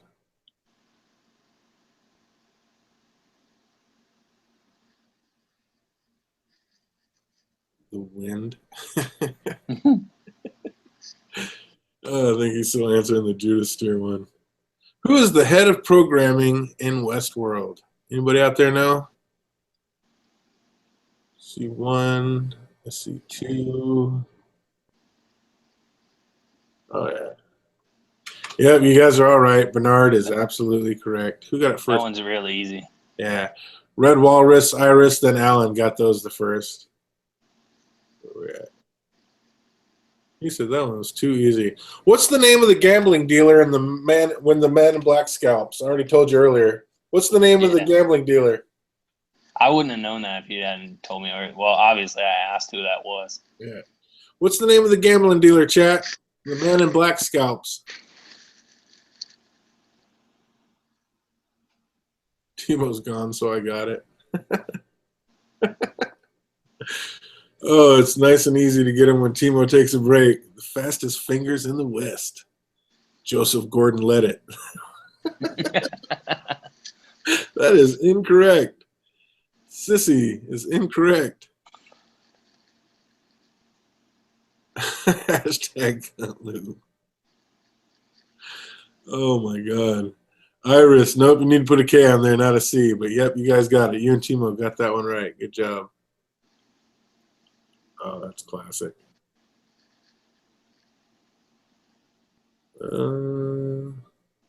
Some of these, I have a lot of easy ones that I wrote just kind of to keep everybody in for people that get real confused. We need to read those ones off because I don't know nobody's name.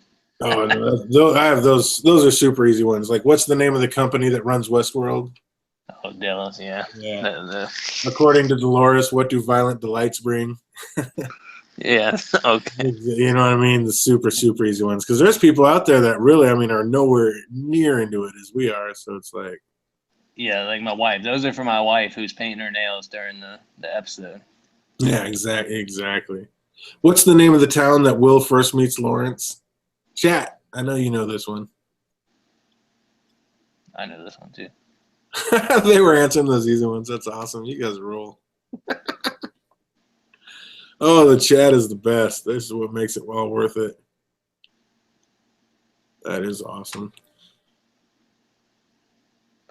What was the budget for the first season of WestWorld? Oh man, now we're getting behind the scenes stuff. I usually don't do one of those, but I like that just because that one's pretty biblical. What was the budget for the first season of WestWorld? Who knows that one out there? $7 million. What's up, chat? That is incorrect. $3 million. Those are the two that are in my head. 7 and 3. That is incorrect. Yeah. Let's see. My man Alan is a genius. I'll tell you that. That's all I have to say about that. Iris, you need to double it, and Red Walrus all over it. Timo all over it. $100 million freaking dollars. Are you kidding me? I was thinking like $7 million. Are you kidding me? $7 million an episode is what I was thinking. I don't know. Oh yeah, that's even off. It was $10 million an episode. Damn. Yeah, isn't that insane, dude? Are you kidding me? $100 million. It better have been a biblical series. That kind of damn money. That's insane. That is crazy. What is the first modern song we hear played by the piano player? Boom. Did I say that earlier? You did not. So there's your first guess gone. Yeah. What's up, chat? We all love the soundtrack. Let's see how much you really love it. What is the first modern song we hear played by the piano player? Bada boom, bada bing. What's up, chat? The song won like. Yeah, you're right, Timo. Especially for first season, 100 million is god dang ridiculous. Negative BBM pockets. Yeah, I think Red Walrus might be right. Maybe. Red Walrus. Timo incorrect. Red Walrus absolutely correct. Pennyman says that'd be cool with just $1 million, right? 1% of that. Let me be down. 100 million. Boom. It better rock. Yeah, Red Walrus is absolutely correct. All right, I don't want to knock out all of these. I've got to save some for the next time and next time around. But yeah, it was fun going on, seeing how the questions fared. You guys did awesome. That was cool.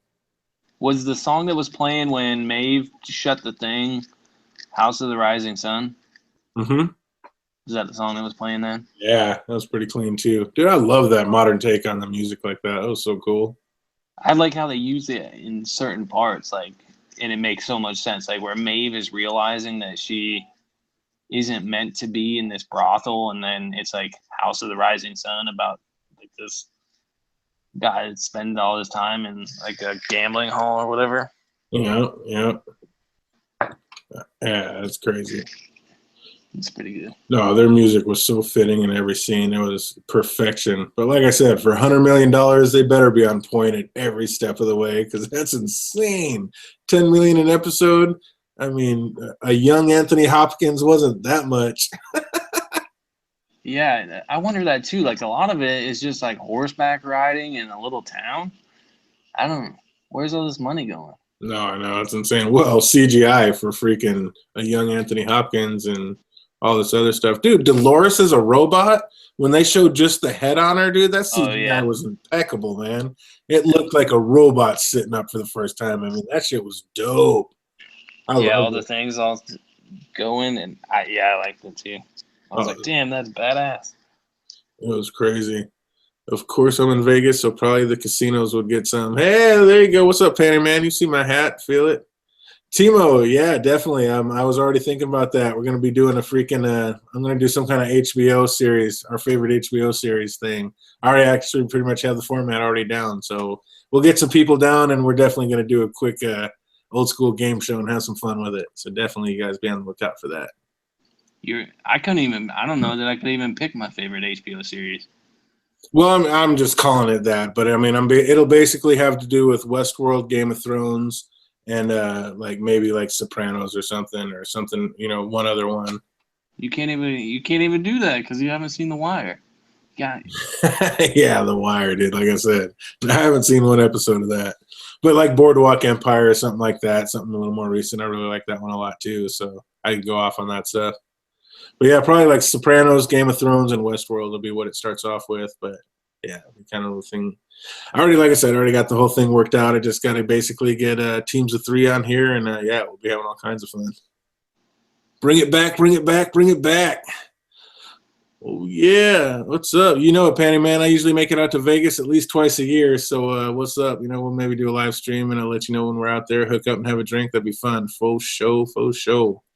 What's up, man? Everybody out there, I want to thank you guys for being here. We had a lot of fun. My girl's going to be waking up here in a second, and I got to get these lights on this tree so we can get to decorating it when she gets up and be on the mosey on that because I don't want to get in trouble. You know how that goes. But, yeah, thanks for being here. What Door? Let them know. What Door definitely has his own channel and puts out a bunch of awesome videos with a different twist on it. So, What Door? Let them know where they can find you at. My channel is What Door, obviously. I do WestWorld videos mostly. That's why he brought me on here. And I definitely have like a different opinion than DJ does on almost everything. So it works out being on this channel. And I thank him for bringing me on here and you guys for watching. And I hate him for asking all name questions. That's all right. We'll edit all the ones you didn't answer right away out, so we'll make you look like a genius. Yeah, we're like, damn, this guy's good. Feel it. Right on. What's up, everybody in the chat? You know, this is why we do it, is for you. We have so much fun with you. Thanks for being here. We'll be getting another one on there. And yeah, thanks for being here. What Door, Andrew? Like I said, I love having people that don't agree with me on anything. That way we can see all sides of things and make it more interesting and try to figure this shit out. So until next one, it'll be done for us. And thanks for being here. It's your boy DJ Wun Wun. We'll see you on the next one. You all take care and have a very happy holidays. But I'm sure we'll see you before then. Ta-ta.